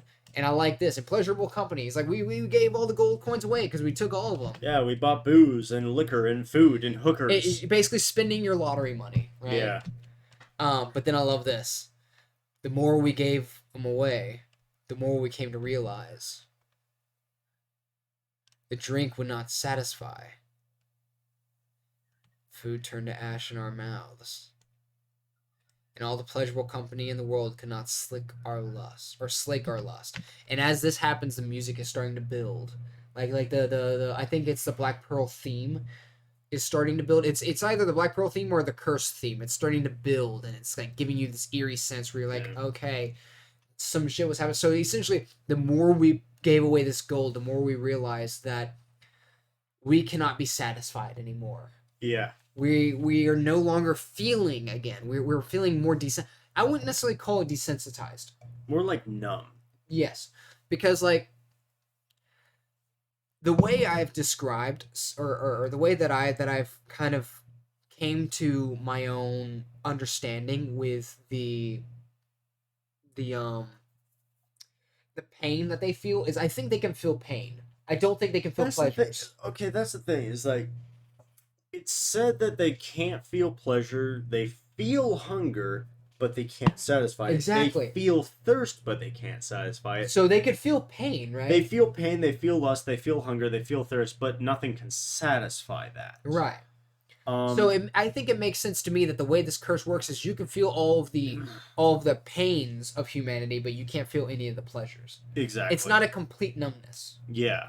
It's not numbness. It's not nothing. It's much because you can't explain, like for instance, in the scenes that the guy got hit with the axe, he's like, oh, or the time that anybody gets sliced and they're yelling. Yeah, right? Or the time the lady like Elizabeth drops the coals on that dude. Right. Head. And he's like, oh, it's hot. Yeah, it's hot. Yeah, he felt that. You can't explain that if they're numb, but if they can feel pain, then it makes sense. Yeah. Right? If they're able to feel pain but not pleasure, that makes total sense. It can work because if someone's like, "Oh, but there was this scene where, the guy didn't make any reaction." It's like, yeah, probably because they know they can't die. Yeah. And either that or they could have been surprised. Or there are multiple times where, for instance, maybe you've been hurt or something and you played it off. Right? Oh, yeah. You can always push that down, right? Yeah. And pretend like it didn't happen. I don't have to just because I feel pain doesn't mean I have to scream like a gibbon every time I feel it. Yeah, you don't have to express it, right? Yeah.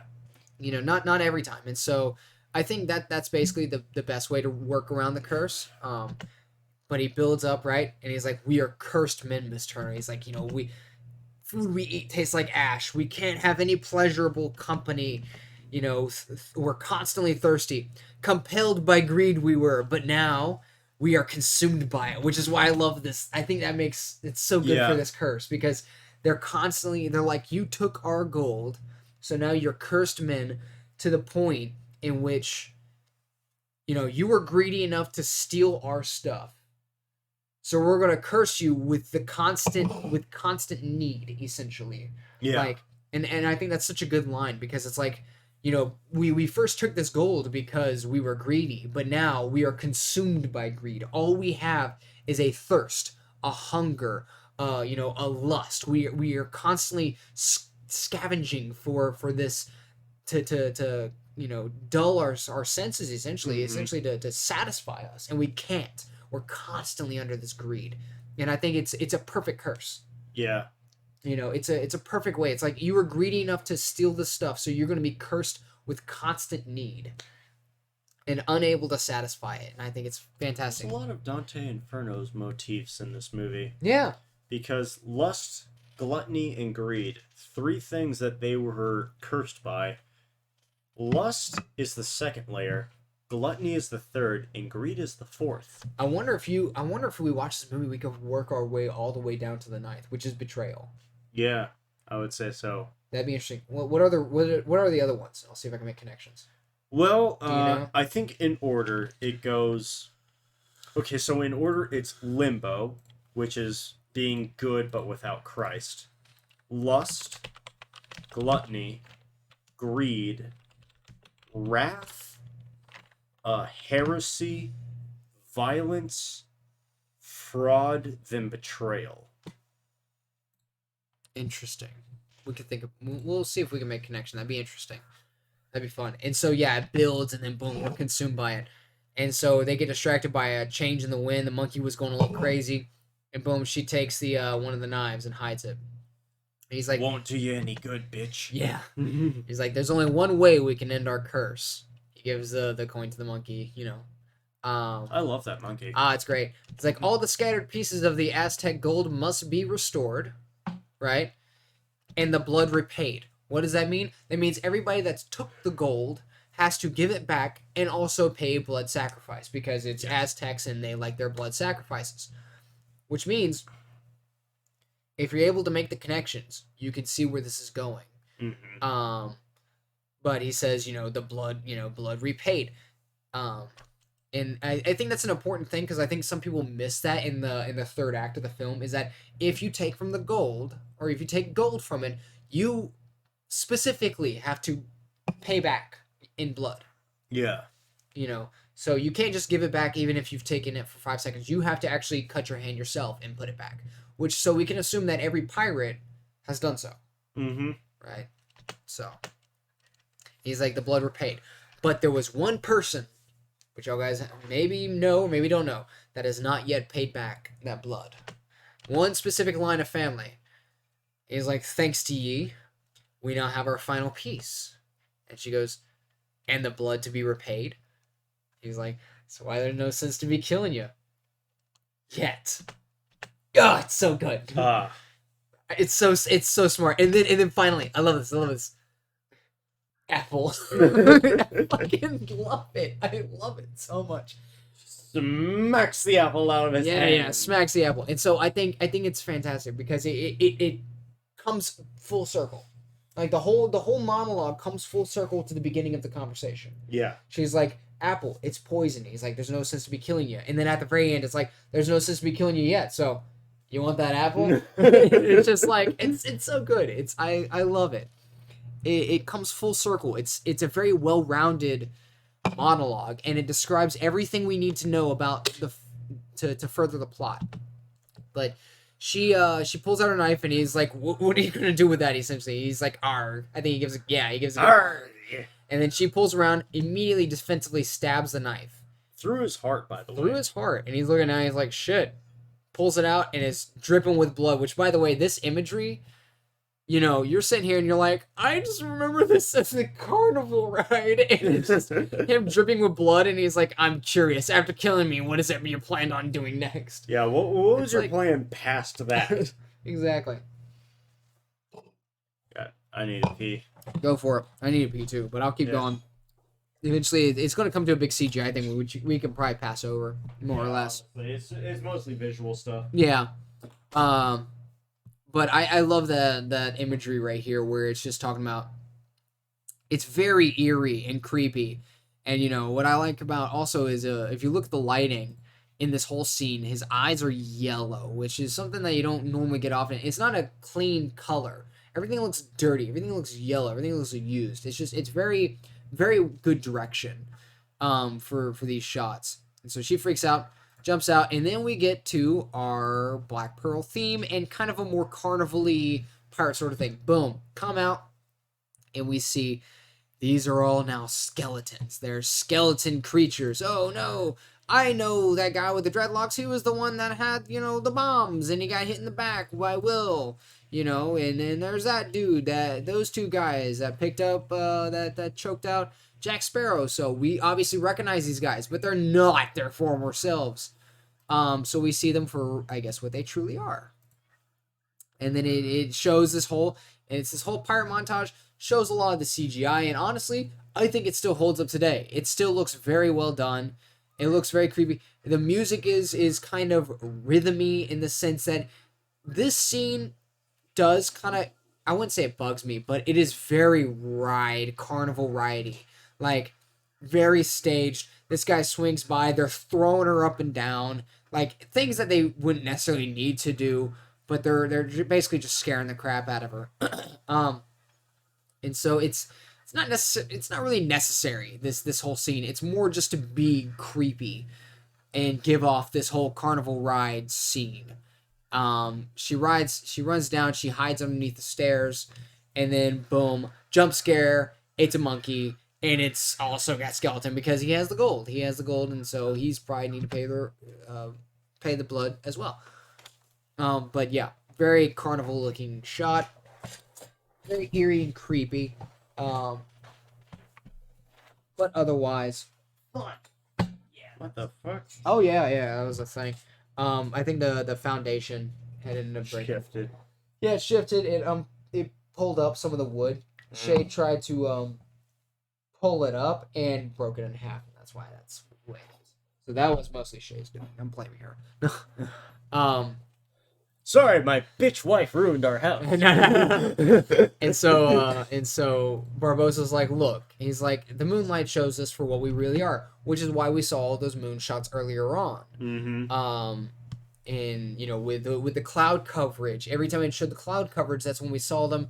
And then with the scene with the skeleton, when the dude chokes out Jack Sparrow, and we see the skeleton hand, Yeah, it's because it's the moonlight, which was referenced earlier. It's like, we are not among the living, and so we cannot die, but neither are we dead. So they're essentially pirate zombies, pirate skeletons. I guess. And so. I like this too. I love this because it you know, you need your bad guy needs good motivation. Yeah. What is more motivating than pure survival instinct, right? Mm-hmm. Like you're talking about the I think, is it the hippocampus? No, what is it? There's that The amygdala. No, it's a part of the brain. It's what controls, I think, hunger and thirst. Frontal cortex. No, brain. The frontal cortex. Oh! Hunger. Controls hunger. I think it's the hippocampus. Oh, hypothalamus. I knew it started with an hypothalamus. I knew it started with an H. The hypothalamus. It's like, by the way, extremely powerful part of the brain. I think it's like one of the largest parts of the brain. It's one. Well, I know it's one of the oldest. Yeah. But it is one of the strongest and most powerful parts of the brain, because think about it. If you're starving, people who have been starving will eat their friend. Oh yeah. Right. It is that powerful. It's a very powerful part of the brain. If we were stuck in an island, we would be trading body parts. Exactly. To survive. Exactly. And so, what's a better drive for your antagonist than the fact that he is constantly dying? Mm-hmm. Right. And he's like I said in the previous episode, immortality is not living forever. Immortality is dying forever. Right. And that's what makes that scene so awesome, when she's taking the bite and he can't handle it. Like it's so sad, not even satisfying, because it can't be. He wants that so bad. The envy that he has, it is utter envy. The pure satisfaction that he experienced just from watching somebody else enjoy food. Yes. Just like made him just like cream his jeans. Yeah. Immediately. And I just love this. He's like, for too long I've been parched of thirst and unable to quench it. Right. Like like motivating stuff for him. Too long I've been starving to death and haven't died. It's just like, this guy has a goal. Yeah. It's obvious. He's wanting to return all this stuff, and he's going to get that blood. Like, you know, the dilemma of Barbossa is well understood. Mm-hmm. He wants all the gold, and essentially he's going to kill her. Yeah.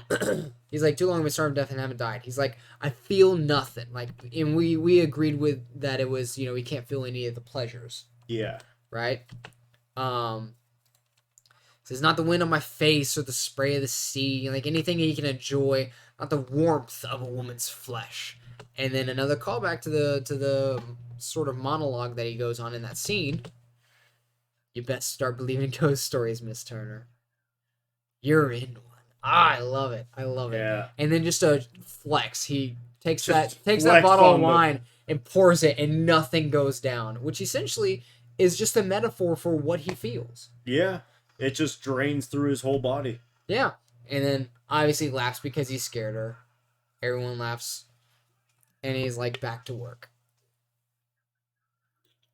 This CGI is not bad. No, it holds up to today. And so she's obviously fucking terrified. Yeah, she's like, I'm living in a ghost story. All right, I want to Scooby-Doo shit.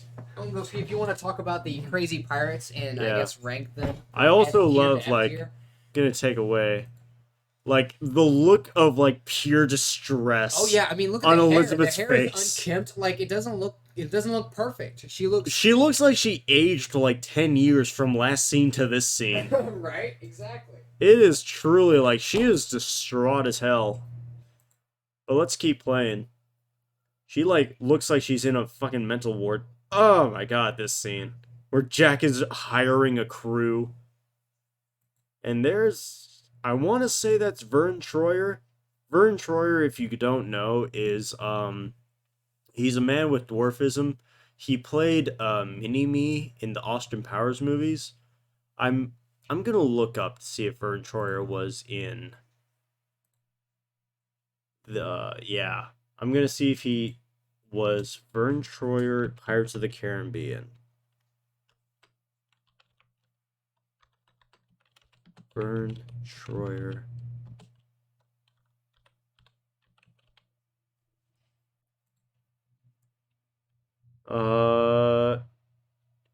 Austin Powers, blah blah blah. Was Vern Troyer? Why was Vern Troyer replaced in Harry Potter? Grip Hook ended up in the more prominent role. Huh. Vern Troyer played one of the goblins in Harry Potter. Huh. So yeah, the guy who played Mini-Me was in Pirates of the Caribbean and also in Harry Potter. Basically, any role that includes a dwarf is going to have Vern Troyer in it. And that's just how it is. Yeah, or Peter Dinklage. I think he's just like the more famous of the dwarves these days. But what is it? There might not be. There was a funny story. I was listening to a Netflix comedy that this dwarf was doing, and oh god, what was his name? Oh man, I can find it.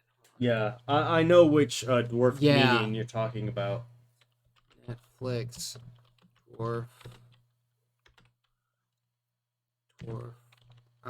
comedian. Yeah. Brad Williams. Yeah. He was talking about being they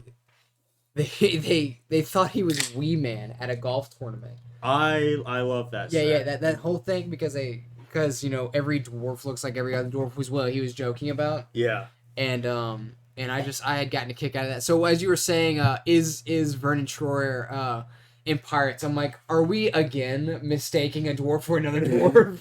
That's the thing is like, I don't have dwarf blindness. Right. I'm not saying that all dwarves look the same. I'm just saying there's only one actor who also happens to be a dwarf at the time. Pass me another beer. You got it, bro. Fantastic, bro. So, just as another note, just because I guess I really enjoy the randomness that the directors add for pirates. Like, pirates are doing random things. You saw shots were going off randomly. Dudes drinking booze, getting in random fights. Jack just has a plantain in his hand. Is that a plantain? It's either a plantain or a very not ripe banana. Wow. I'm pretty sure it's a plantain because plantains are normally green, even when they're like ready to be taken or used. And so I just get a kick into the fact that. Well, I think that would be more historically accurate. That too. Plantains being, and also for the region that they're in. Exactly. That's why I always thought it was a plantain, but I just love that he's just holding a fucking plantain. Yeah. It's like, oh yeah, this is my crew. It's like Jack it's never referenced, it's never brought up. I get a kick out of the fact that he's just holding it. Johnny Depp was actually eating that plantain before the camera started shooting, and he was just like, oh well, I guess this is just gonna be a prop for now. Yeah. And so, you know, Will is not convinced. He's like, this is basically all you brought to the table. And he looks over the crew. Jack's like, yeah, this is gonna be my team. And he looks at this man, Colin. He's like, hey, you sailor. And I love that Jack holds himself to this kind of high stature. Mm-hmm. To where if he looks at someone, he's like, "Are you willing to go with me on the most dangerous of quests?" You know, essentially. Yeah. I think the line is, yeah, Mr. Cotton. He's like, "Do you have the courage of fortitude to follow orders and stay true in the face of danger and almost certain death?" It's like he's playing it up, and even Will is just kind of like, "Fucking what?" Like, are you sure? Like Jack looks very sure of himself, and Will's like, "Oh no, I guess I'm playing along with this." Um, and he doesn't say shit. He just kind of looks over at Gibbs and he's like, "I just," and Jack's like, "Talk to me." He's like trying to drill sergeant the guy. He's like, Yeah. "Mr. Cotton, answer me." He's like, "Answer me." He Gibbs is like, "Well, he's actually mute." They cut out his tongue, and so we trained the parrot to talk for him. But we're not quite sure how he figured how. So it's like he's a mute. We have a bird that can talk for him. We just don't quite understand what it says or how he was trained. It's better than nothing, I guess. Yeah. And it's good funny stuff. And so he's like, Mr. Cotton's parrot. Same question. The bird says, "Wind your sails," and Gibbs is like, "We think that means yes." And so Yeah, might as well. Jack is like, "Of course it does." He's like, "Are you satisfied?" And Will says he believes that they're mad. And there's obviously a feminine voice that says, "What's in it for us?" Also, pause real quick. Yeah, Having your tongue cut out does not necessarily mean you're a mute. It just means that you can't pronounce certain letters. Yeah. He could have easily said yes. Because Yeah. yes is entirely a throat word. Yeah. You Yeah. can say yeah. You can say yeah. Yeah. Yes. Yes. Because it's said with your Yeah. teeth and not your tongue. Yes. Yes. Yeah. Maybe he's just so used to not talking, he's just kind of like parrot talk. Yeah, parrot, talk for me. Wind your sails. And so Jack is like, "Who the fuck is this that's asking about what do you want?" And I feel like he knows who it is.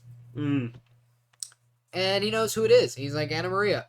She smacks the shit out of him. For another slap in the face. Every woman he's ever talked to has slapped him in the face. Will goes, "I suppose you didn't deserve that one either." And he goes, "Nope, I definitely deserve that one." Mm. And then she says, "You stole my boat." Rewind a little bit. What, 10 seconds? Or 10 seconds. Yeah, rewind a little bit. they're good. Let's see. So he says he recognizes her face, Anna Marie. Right. Anna Maria. Anna Maria. Bam. Slap. Did you deserve that one? Will says. And then... Well, he says, "I suppose you didn't deserve that one either." I suppose you didn't deserve that one either. No, I deserved that one. And look at her face. Yeah. Play. Okay. She nods. She agrees with Jack as he says, "No, I deserved that one." She's like, "Yeah, you did." Yeah, he did. And this is a reference. And it almost looks like the actress is about to break character because she's like really trying to hold back a laugh. Yeah. He's like, yeah, you did. And this is a callback to the first time we see Jack. What is he on? He's on a boat, and she says, "You stole my boat." And he's like, "Actually," boom. She's like, "I'm not even having it." Slaps him again. She's not angry in this scene. She's just fucking sick of it. Yeah. So we can only assume that this was obviously the boat that sank that he showed up on. Yeah. And so that was her boat that he had stole. And so obviously the classic line, borrowed without permission. And he goes, "But with every intention of bringing it back to you." And she says, "But you didn't." So obviously all things point to that being the ship or the boat that he was on in the beginning. Like, it sank, I didn't bring it back to you, my bad.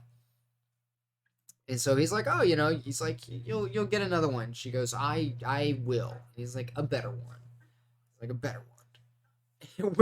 Will exit on, he's like, "That one." And he's like, "What one?" He looks over at the fucking whole The ship. the interceptor. Yeah, I think it's the fucking interceptor. It's like, you get the interceptor if you accept this quest. Yep. And so Which I'm pretty it's like think about it from Jack's perspective. He's like, I stole a dinghy, essentially, like a very tiny boat, and she gets the fucking interceptor. Yeah. And Jack's just like, hey, I worked hard to steal that interceptor. It's like fucking that one. It's like, Will, you gotta learn when to shut the fuck up sometimes. He should have smacked Will and Will and he's like, yeah, that one. And she's obviously the first to say aye, because she's like, that ship? Yes. I'll go on this crazy adventure if I can get a giant ship out of it. And Gibbs is like, well, It's bad luck to bring a woman on board. They turn the frogs gay. Yeah, it's bad luck to bring a woman on board. They bring down aliens. The last time I had a woman on board, a fucking merchant vessel got blown up.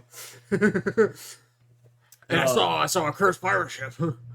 Yeah. And Gibbs then Jack is looking up at the sky for some reason, and he's like, it'd be far worse not to have her, because the vengeance that she would wrought on this man. I mean, you know what they say, hell hath no fury like an angry woman. Yeah, like a woman scorned. Yeah. And so it immediately cuts, boom, to the storm. Actually, now that I think about it, I don't think I ever noticed that before. Okay, so look at this. This is interesting. He's like, Gibbs is like, it's bad luck to have her on board. And Jack is looking up at the sky. He's like, it'd be far worse not to have her, right? But you notice he's looking up and around, and he's looking up and down. You could maybe allege that he's thinking. He's probably looking at storm clouds rolling in.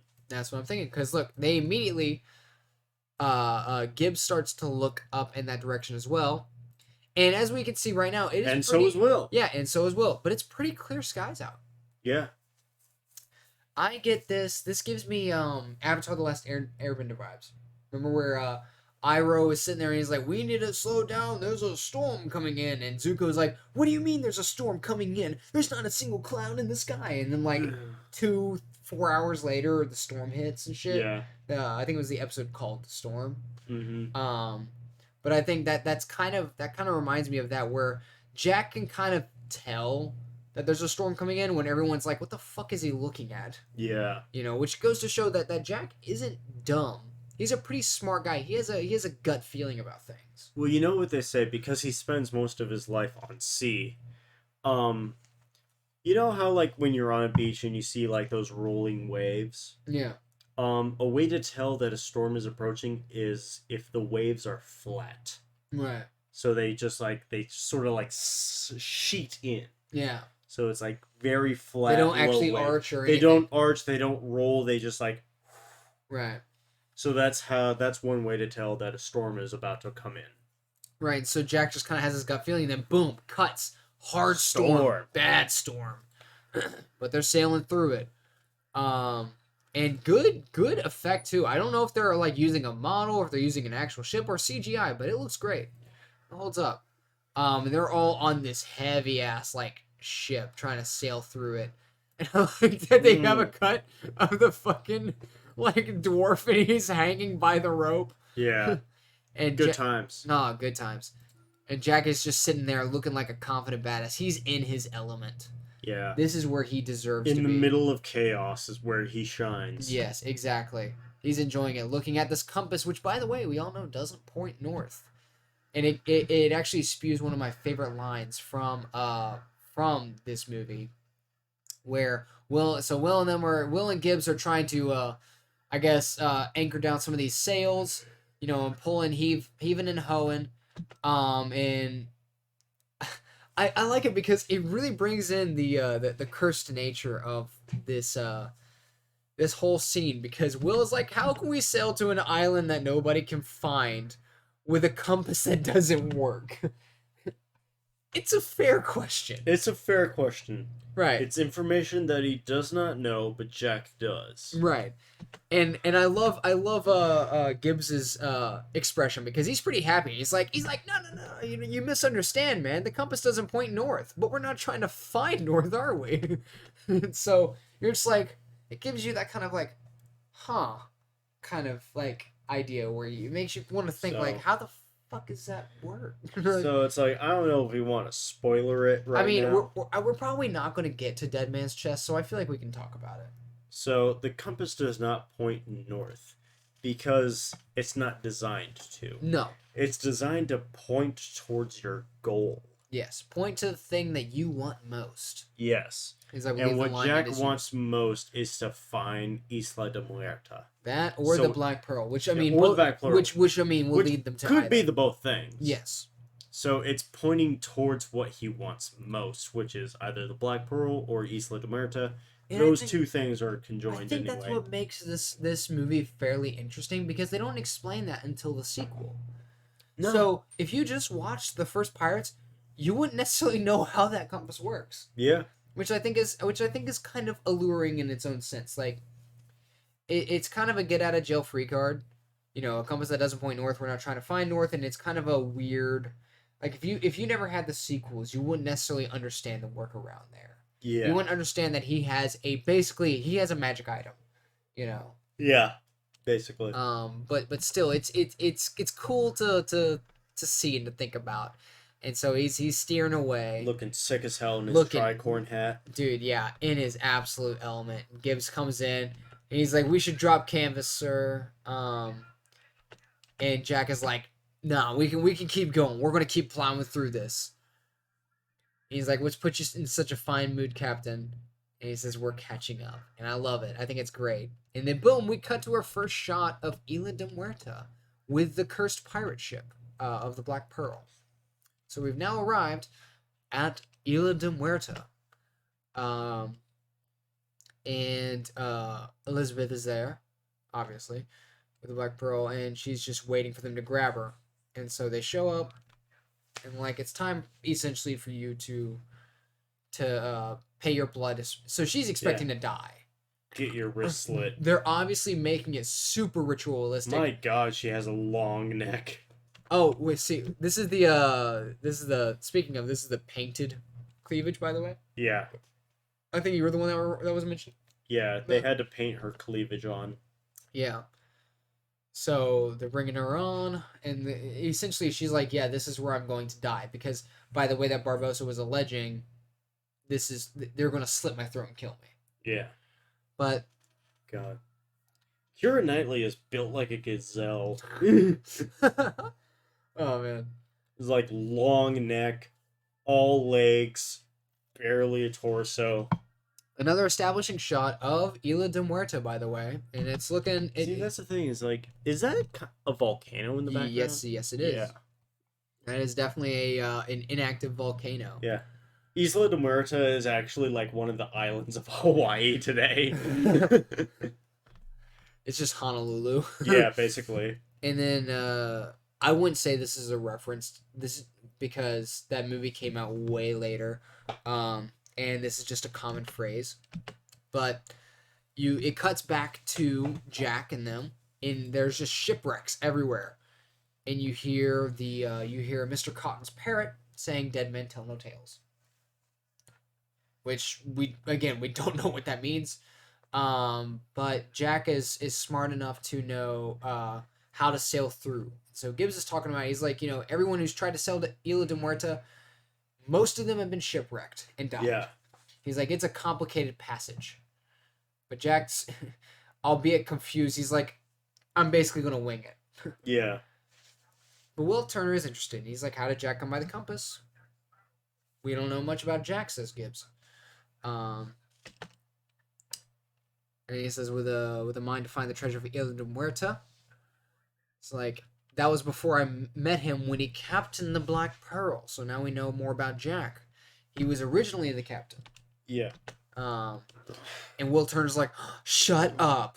What? What? And Jack and Gibbs is like, fuck, you weren't supposed to know that. Because Gibbs knows what Will Turner's there for. Mm-hmm. He's there as leverage, or Yeah. I keep saying leverage because that's the way Jack pronounces, but leverage. He's there because he's basically bait. Mm-hmm. He's a tool, and Gibbs is like, "Fuck." The more essentially you know about Isla de Muerta, the worse it is for our situation. Yeah. Because you're obviously not going to do this willingly if you know what's going on. Mm-hmm. So he's like, "Shit, I don't know, I didn't mean that." He's like, Phil mentioned that, and Gibbs is like, he pays things close to the heart. And so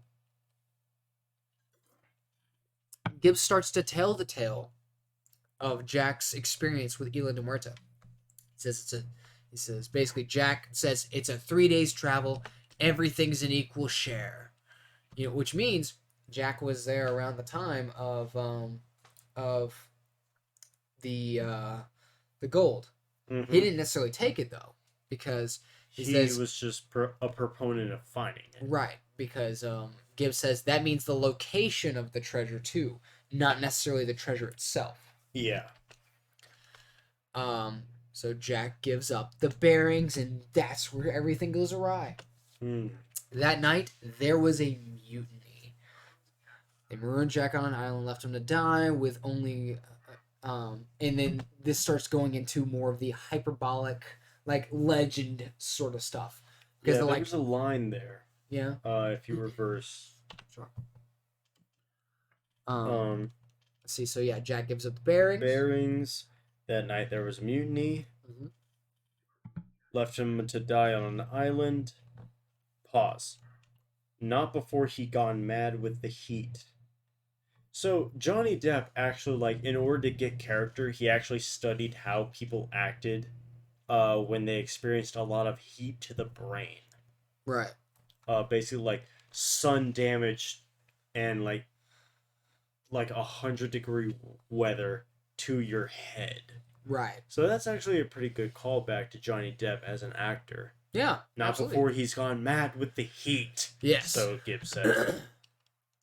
And I like Will's joke because he's like, that explains all of the mad with the heat sort of expression. Yeah.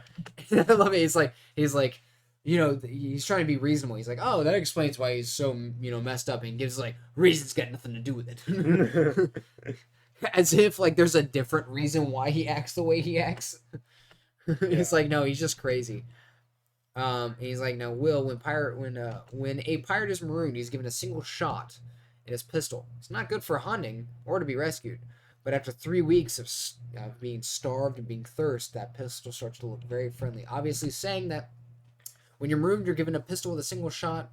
And if you're smart and you don't want to die of starvation, you can take the easy way out if you so wish. Yeah. Basically, like, that pistol's not meant for anything except for yourself. Exactly.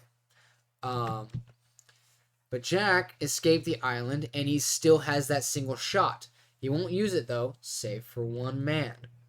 His mutinous first mate. And Will Smart to say Barbossa. So, boom. We know now what that scene was in the fight in the blacksmith shop. Yeah. This shot is not made for you. Yeah. It's made for my mutinous first mate, Barbossa. Yes. So now we understand the whole meaning behind that. So now that's been revealed to us. Which is awesome. It's such a good scene in the beginning because he's like, this shot's not made for you. I don't want to kill you with this gun. Yeah. But I have to achieve my goal of stopping Barbossa and getting my ship back. Yes. My mutinous first mate, and it also calls back to when he was in the jail cell. He's like, the deepest circle of hell, ninth circle of hell. The ninth circle of hell betrayal is left for betrayers and mutineers. Yes. So, a lot of references to Dante's Inferno. We could actually, like I said, I'm think we should make possibly a video of each circle of hell described in Pirates of the Caribbean. Dude, I could go for like 6 hours talking about Dante's Inferno. That would be fun as hell. I would love to talk about Dante's Inferno with you guys because it's one of my favorite books. That and the Bible, and I think Hatchet. I was listening to a podcast the other day, and they said something that really resonated with me. Yeah. They're talking about books, and they said it was a writer who said this, and he goes, one of the things that's really struck me was there hasn't been a really strong and important piece of literature in probably at least 60 years.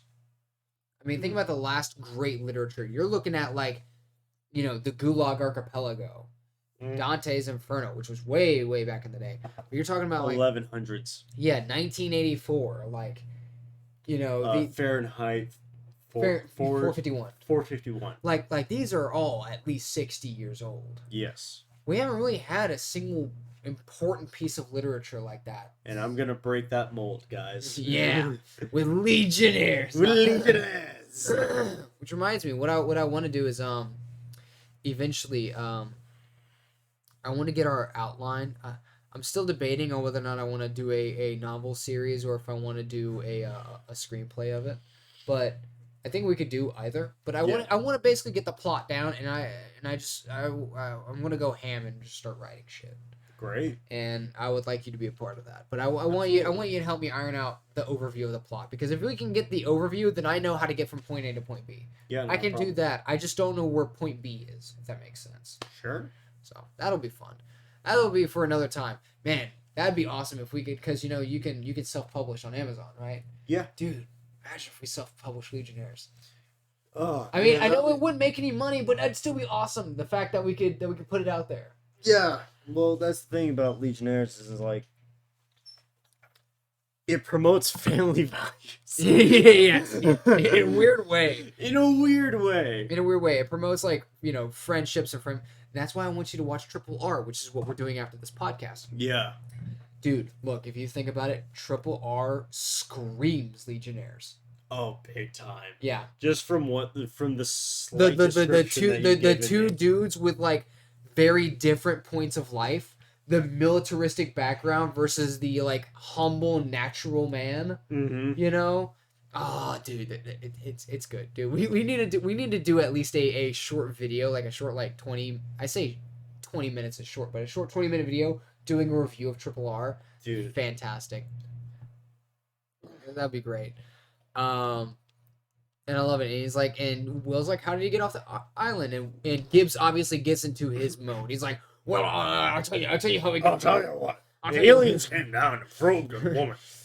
I feel like this would be perfect if Alex Jones did a voiceover. He's like, he waded out into the shallows and waited for 3 days and 3 nights until a matter of all secrets accumulated to his presence. Or acclimated. On the 4th morning, he roped a couple of sea turtles, lashed them together, and made a raft. So he made a raft out of sea turtles. Will's looking at Gibbs like a fucking lunatic.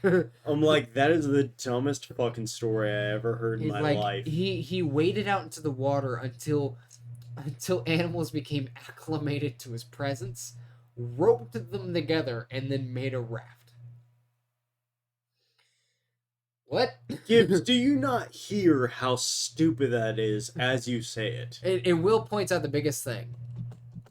The smartest thing. What did he use for rope? And Gibbs is like, I love this because he's like, I don't know. He could have used maybe leaves from the trees or grass, I guess, or. I think what's funny is Jack gives the absolute wrong answer. Mm-hmm. Because he's trying to uphold his legend. Yeah. He's trying to make himself seem greater than what he is. And so it cuts to fucking Jack. And he's like, looking like a legend. He goes, human hair from my back. And I love it because you can tell because in the way that he's describing it, because he's looking out and he's like, yeah, I'm hot shit. Yeah. And so he's like, what can I say that can make this seem believable? And he's like, human hair. But it also has to be legendary, right? It can't just be because he obviously has long hair. He has long hair. It's in dreads right now, which means it's even longer than it is. So naturally you would think like, okay, maybe he unraveled his dreads to make rope. And he's like, no, that's too easy. So he's like, human hair. And he's like, but I gotta add on to it. So you see pauses, because at first you're going to think dreadlocks. So he's like, no, I gotta make it more legendary. I gotta beef it up. And so he's like, from my back. He's like, what about that? How about them apples? And Gibbs is just eating it up. He's like, yeah, human hair from his back. Yeah. That's how he did it. That's what we call a Sigma male grind set. So They're close, and he's like, Mr. Turner and I have to go ashore. And Gibbs is like, what if the worst should happen? And Jack says, keep to the code, which we know a little bit about, or we've at least heard of. Cuts back to the pirates being piratey. The bad guys. By the way, there is a lot of treasure in here that is not connected to Cortez's gold. Nope. I mean, honestly, smart play by Barbosa. Yeah. If you already can't die, steal what you want so that way you can spend it later. Yeah, basically. He's like, just like keep it all in one location. Yeah. It's basically their Roth IRA if you think about it. Very much so. It's like this is like their bank. It's like this is their retirement. And they even mention it later. This is an island that no one can find except for those who already know where it is, i.e. us. Yeah, and here's the chest, by the way. We plan on Aztec chest. We plan on breaking this curse eventually. Yes, eventually. Once we they can't die until we do. So let's stack up on gold and shit. Let's stack up on gold and treasure until we fucking can. That way, whenever we're done, we can end up, chilling. And then they even say this. Look, 10 years of hoarding swag. Now we finally get to spend it. And they pull it out, and of course, it's just like clothing. It's just like parasols and clothes. Yeah. Which are very fine clothes. Yeah, very fine clothes. Which, by the way, are used later. Oh, yeah. This is a setup. This is a setup for later. I love it because a joke, a played off joke is a setup for later on. For another joke. Everything in this movie has a purpose later. And that's what I love about it. It's like, like I said, I have had family members are like, you complain about movies too much. You spend too much time complaining about movies. It's like, whenever there's a movie I like, it takes hours to go over such small details. None of them live up to the standard that the Pirates of the Caribbean, Curse of the Black Pearl ever made. The cinematic, legendary, grade A beef of movies. Oh, man, but it's like, for a movie, it's really fucking good. It's got a great movie. It's got great setup. And he's like, once we're quit of the curse, we'll be rich men. And you can buy an eye that fits and is made of glass.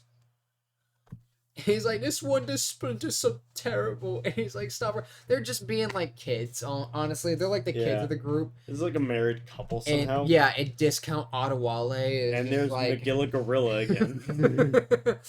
I can't tell which one's better, Discount Adewale or Magilla Gorilla. And he's just like, yeah, you are fucking idiots. And he waves at him, man. Fucking it's so stupid and silly. I like how even though none of them can die, they still intimidate each other at times. Exactly. That's funny. So Will and Jack are now... Jack is basically just... He's trying to bring Will there on a silver platter. Yeah. He's like, look, I have the person you're needing. Give me the Black Pearl. And Gibbs or Will Turner's asking about the Pirate's Code. And he's like, because you said that earlier. He's like, keep to the code. What does that mean? And Jack says, any man who falls behind is left behind. Weakest link. Which Will does remember. And he's like, no hero amongst thieves, eh? And Jack's like, for having such a bleak outlook on pirates, you're kind of on your way to becoming one. And all this, he's like, sprung a man from jail, commandeered a ship of the fleet, sailed with a buccaneer crew out of Tortuga, and you're completely obsessed with treasure. And it's obviously referencing the gold that spilled over, or sort of. It's alluding towards that, and Will's like, nah, man, I don't know what the hell you're talking about. I'm not obsessed with gold. He's like, that's not true. I'm not obsessed with treasure. And then Jack claps back with a great line. And he looks over. For one thing, not only at his... Because if you look at Jack, for instance, have you noticed Jack hasn't pillaged anywhere? He's a pirate, but he hasn't pillaged anything. No. Which is kind of contrary to pirates. And so this is not just a line for Will Turner, but this is a line for Jack himself. Mm-hmm. If you think about it. It's another double entendre, which is great. Because if you think about it, he is looking at what he wants. Yes. At what he wants to commandeer, at what he wants to take for his own, which is to kill Barbosa and to take back his ship. And so he looks at Will and he says, not all treasure is silver and gold, mate. And it's a great line because it's a line that everybody can resonate with. Yeah. It's a line that Jack believes in, obviously, because the For ship. a man like you, Yeah, treasure in your eyes is not silver and gold, but it's rather a wife. right. It is like values or goals that you have. Mm-hmm. You know, it's not It's not all the money in the world, but things you want to accomplish or things that you want to have that aren't necessarily financial. Yeah. Right. And that appeals to Will because not all it appeals to Will because his treasure is Elizabeth Swann. Some dank puss. Yeah. Jack's treasure is the Black Pearl. Yeah. Right? And so that's what I like about it. It's like, even though, he's a pirate, he hasn't pillaged anything because what he wants is that fucking ship. Mm-hmm. It's good. It's great. I love it. It's a good line. He already has a bank full of gold anyway. Yeah, essentially. And so it's Barbossa, and he's like, the time has come. Our salvation is nigh. He's like making this super ritualistic. Like this Baptist preacher. Yeah. I say time has come to an end. He's like almost like a fucking black preacher over here. He's like, and I say unto thee, can I get an amen? for 10 years we've been tested and 10 years, tried. and then you have the organ. Each man here. You have the organ. 10 years. It's like the fucking the organ, like the church organ, like. Just, oh yeah. Da, da, da. Oh, I'm feeling it. Oh, the Holy Spirit. Can you feel the 10 years? We've been through the 10 years of stress and not salvation, but we're about to be satisfied. Like, it's just getting right. For 10 years, we've been tested and tried. Each man here has proved his mettle 100 times over. And 100 times again. Amen. Amen. Hold on. Something I have. Punished we were, the lot of us. Disproportionate to our crime. Like, oh man. Honestly, I'm kind of into this now. The wrath of God upon us. Like, In this stone chest. it's like the cursed treasure of Cortez himself. Sanctify us of our greed. Every last piece went astray. We have returned.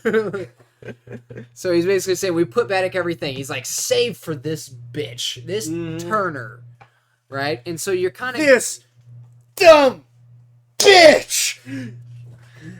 we've been capping the mic with our freaking praise. Yeah. Gonna lower that a little bit. Oh, Oh man, we've been going ham. But this but is what 3 beers does to us.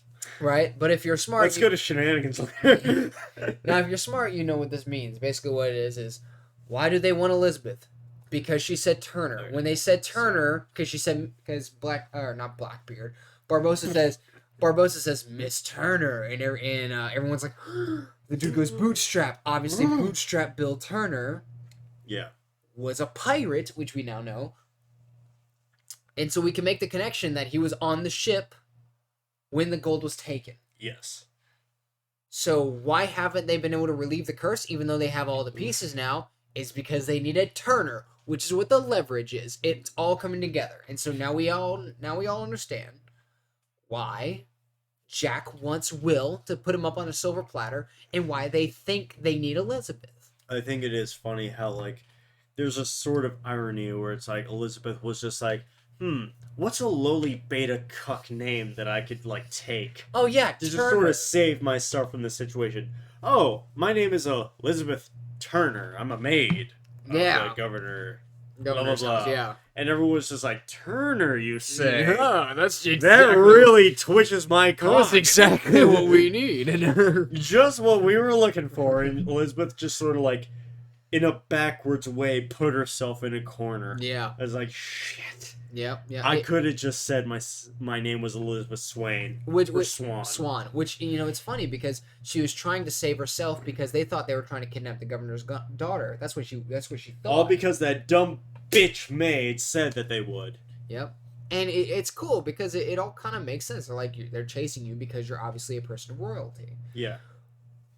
But it's not. And so when she chooses to try and evade that and say, oh no, I'm just a maid, she uses the one last name that she thinks of that's lowly, which is Turner.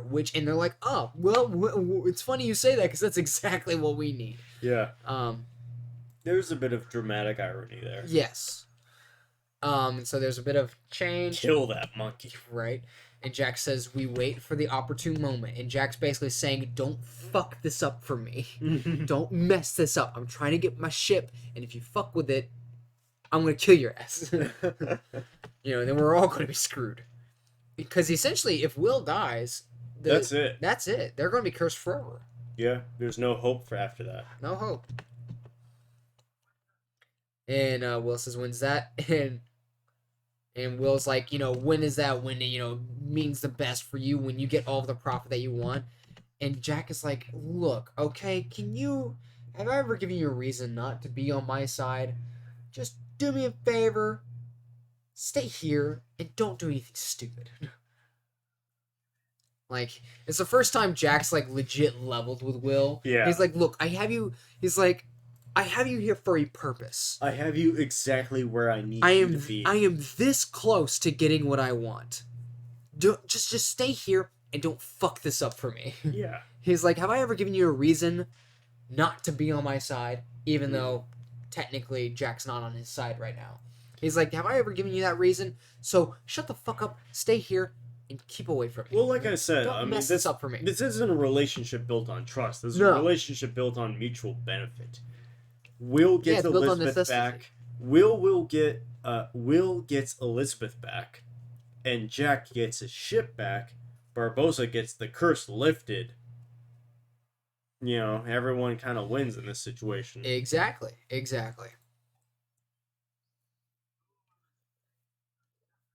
Who among us has paid the sacrifice to the heathen gods? Everyone cheers. And whose blood must yet be paid? Hers. Whose blood must be yet be paid? Oh, yeah. Oh, yeah. YouTube some church orchestra. Hold on. Oh, you're actually gonna do it. Let me see what I can do.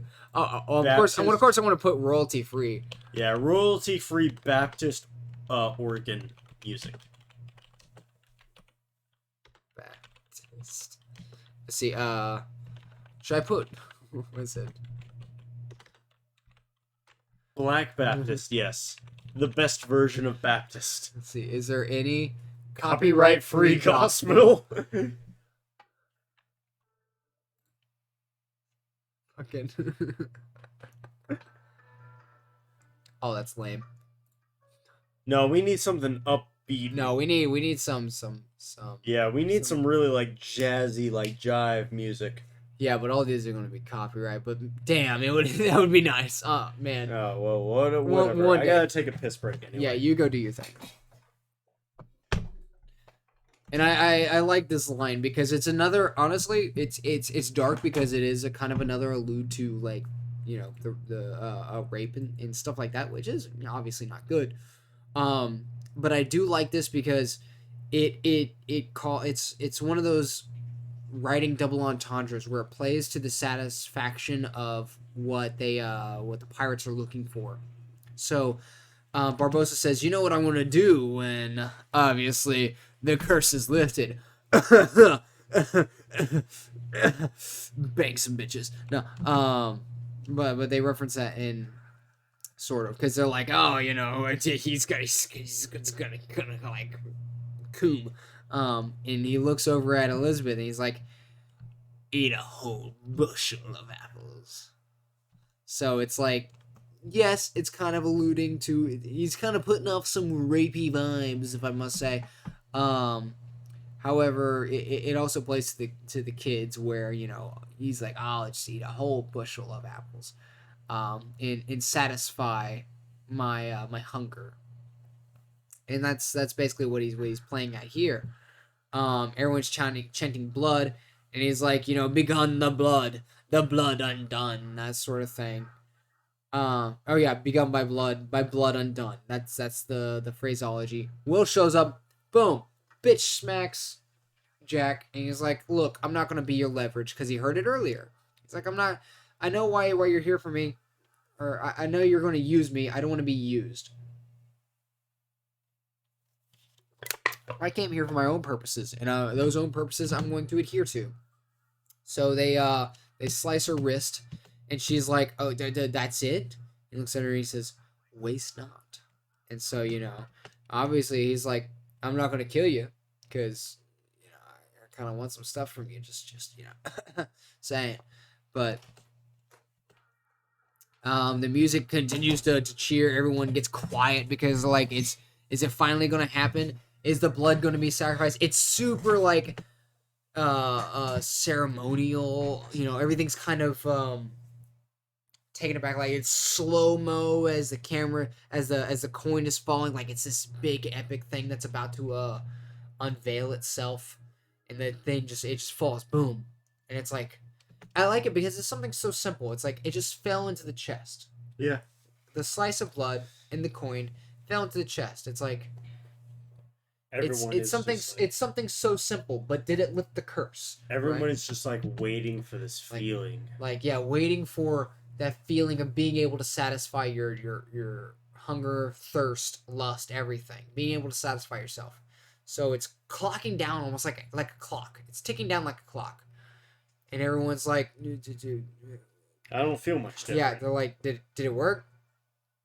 And Barbossa's like, what happened?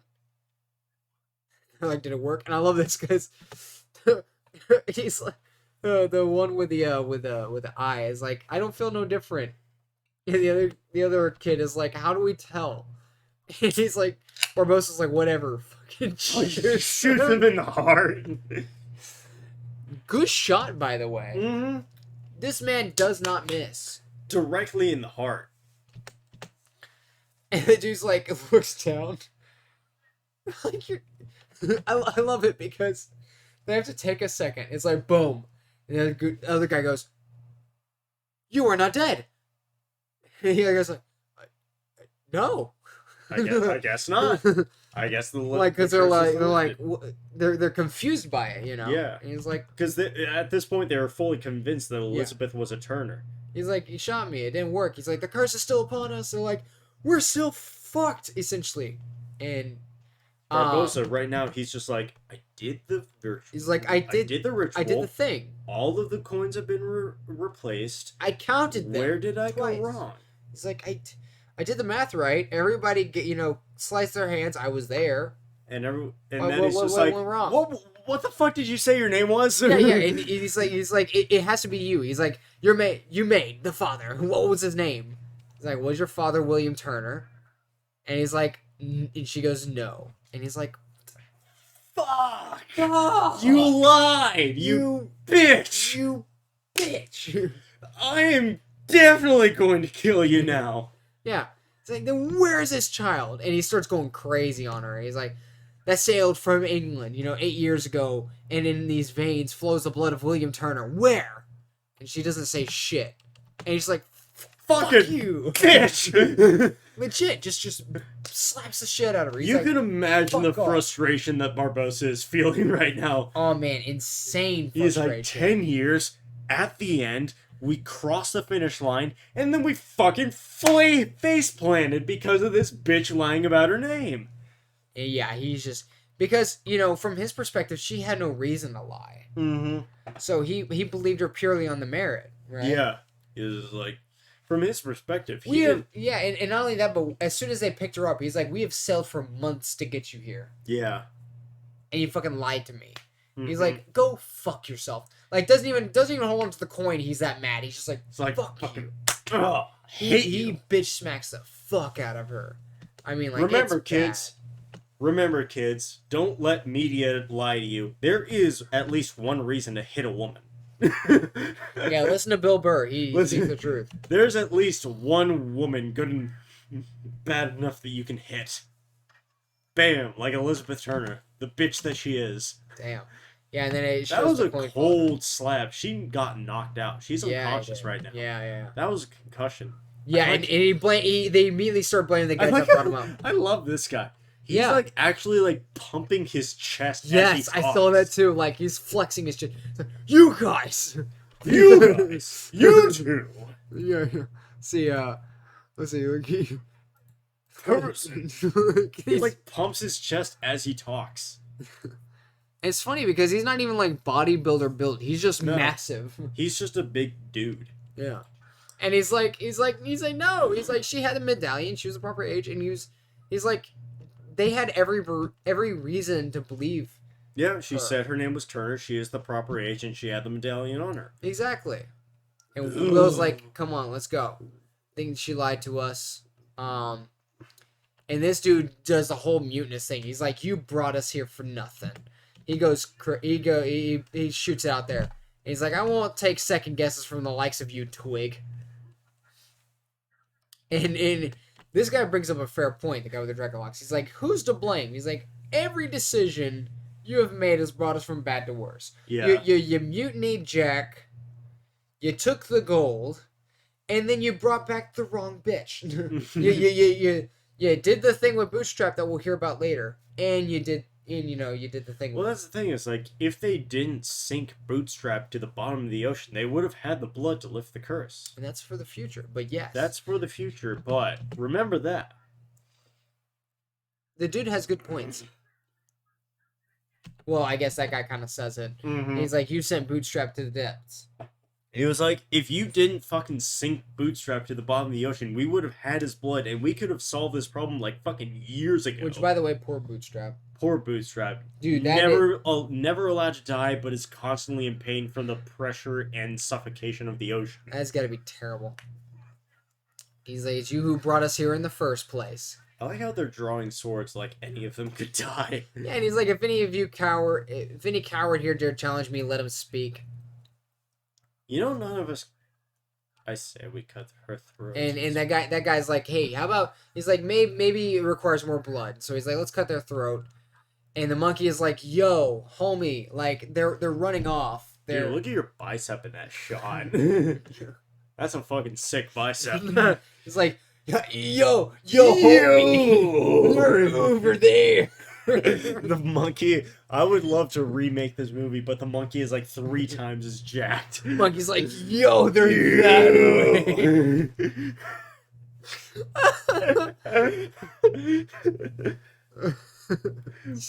It's like swole monkey. It's the same monkey, but it's a full fucking gorilla this time. Same movie, same exact plot. Crawling on the thin rope. It's just a gorilla. It's just a big fucking ape.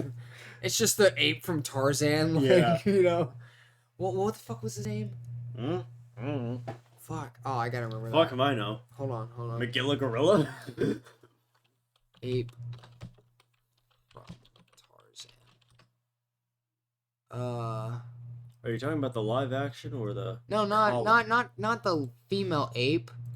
Are you talking about live action or the cartoon? Kerchak. Yeah, Kerchak.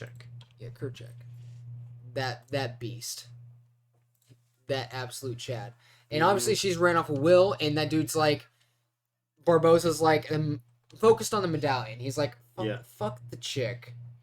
Literally and figuratively. He's like, fuck her. She's got the medallion. She's taking it. He's like, he's like, fucking get after her, you feckless pack of ingrates. He's like, go get the medallion back. Because obviously that's the last piece he needs. Yeah. And he's like, where are the oars? The oars have been taken. Obviously, Jack's doing. Because Will fucking hit him with an oar. And Jack is holding an oar. So Jack's kind of stumbling. Jack is stumbling around like half conscious because he got knocked sideways. Yeah, because he's concussed right now. He was probably knocked sideways by the oar that he's holding. Yeah. Right? And so he's using it as a walking stick. And he's like, you. And they're like, you're not dead. And he's like, am I not, actually? Looks down. Turns around. And he's now surrounded by enemies. With at no point that Will. So we can assume that Will and Elizabeth have abandoned Jack at this point. Yeah, straight up. His hand has been played. Mm-hmm. And he's lost his whole... It's like imagine if you had a good set in poker and someone just took your cards. Yeah. It's just like, well, shit. I guess I can't play. He's like, yeah, essentially, like, look at me. He's like, he's like, Perle. He's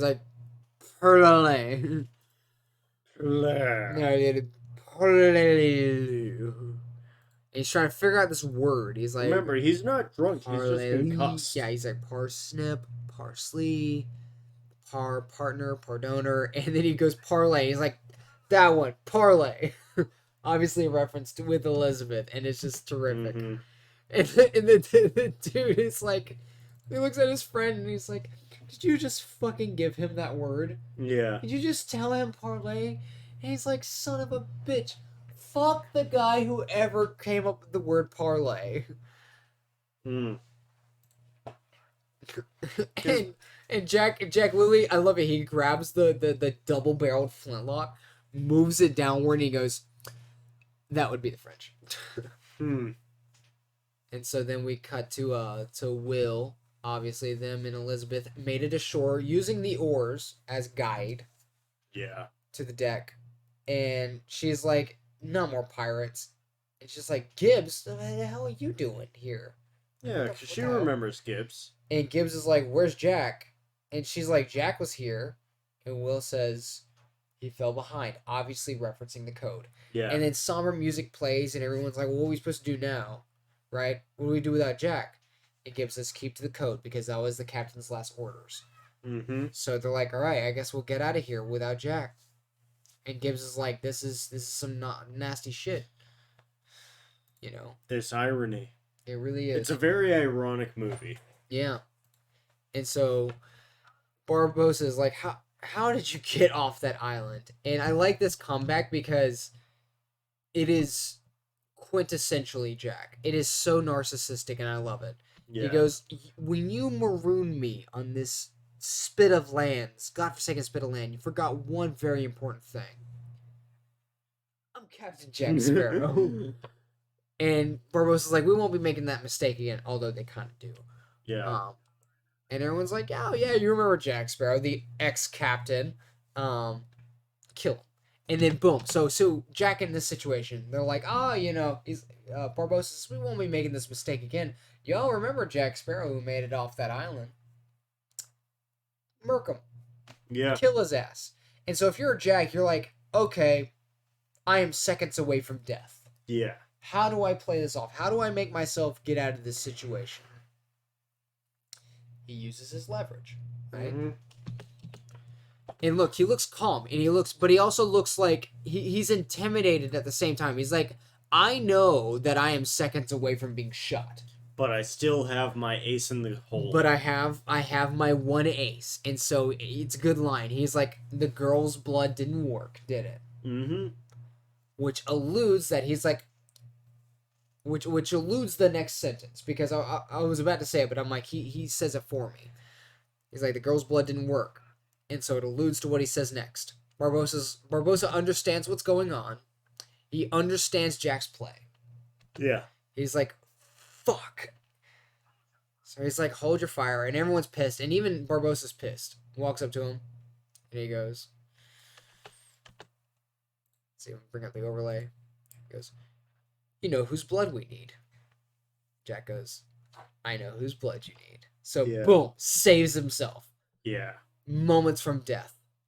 And with that ending, we're going to end this episode here with still, I think, an hour left. We got at least 3 more parts in this movie. We made some progress. We're halfway through the movie. We made 17 minutes of progress. Was it 17? Only 17? Get the fuck out. Oh, no, God. It's like we started at 50 minutes. It's an hour and 7, so that's 17 minutes. God, that we talked about this movie. There's so much good stuff in this movie. It's a fantastic movie. That's why I love breaking this down. See, that's why this is why I want to do, this sort of stuff whenever you get your own PC. Yeah. Because right now I'm restricted to this only day. For only maybe 2.5 hours, because after that Shay needs to go to bed, and she needs to sleep for work tomorrow. Yeah. Right? However, if we could maybe schedule a different day where Shay doesn't have work the next day, or even if she ends up doing other things. If you're at home, we could, depending on the day, we could probably stay up till many hours later. We could do these podcasts for longer. I'm trying to limit us to 2.5 hours. Because of our position on Fridays. Mm-hmm. However, if you were streaming, at your house, we could pick whatever day, and we could go on for a longer time. Is Shay coming back tonight? To like what, night shifts? No, is Shay coming back here tonight? Pretty sure she's in the living room. Oh, okay. Yeah, I think I heard her earlier on. But Cool. anyway, so, but you know, I could keep going, but the thing is, I know I need to limit my time. Yeah, this is already 2.5 hours, more than that actually. Which I'm not opposed to how long we have. I'm limiting myself that way I don't keep going into the night when she has work the next day. Yeah. So if that wasn't a problem, I could keep going. I don't mind. Sure. I wouldn't give a shit if we did 3 episodes each 11-hour apiece. I don't care. I don't care how long we stream. It just depends on the day. Yeah. That's the reason. That's the main reason why I'm cutting these short, and also because I want us to watch Triple R. Triple R kicks absolute ass. Yeah. I can't wait to watch that with you. Yeah. So we're probably gonna watch that after this, and then maybe do a review sometime, like a quick review talking about Triple R. So, because I don't know if you haven't seen any of it, have you? Or maybe a few bits and bobs. Maybe like a scene or two on YouTube. Yeah. So with that, we will continue our grand quest to complete Pirates of the Caribbean. After this, since we've done one of my favorites, I'm debating, and I think we should do what is it? I think we should do Fight Club next. I know it's gonna take forever. Heavy.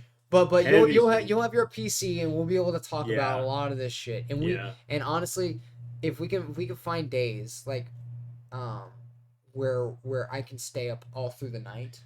That's the thing about you and me, Jeremy, is that we're such naturals at like banter between the two of us.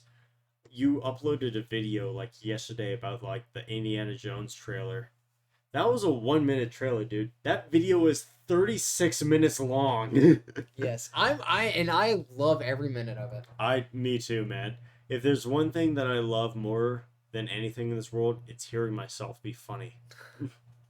But if anything, we will continue that, and we'll probably have longer podcasts later on when Riley ends up getting his PC settled in. That'll be around January. It'll be like around January. Yeah, and then I'll have to watch some YouTube tutorials about like how to live stream. Jeremy will be helping me with that. Absolutely, and I wouldn't mind coming over to give you some assistance, and we can do some test streams. I'll hook up our account, the Action Bros account, to your PC, so we'll be right as rain. Not a problem. And we'll be going good from there. But for that'll be all for this episode. We're ending on them sailing out with Elizabeth and Will, on the Inquisitor, the fastest ship. But is it fast enough to outrun the Black Pearl? We will find out. So we will catch y'all guys later. See you in the next episode. Have a good one, fellas. Bye. I hate you.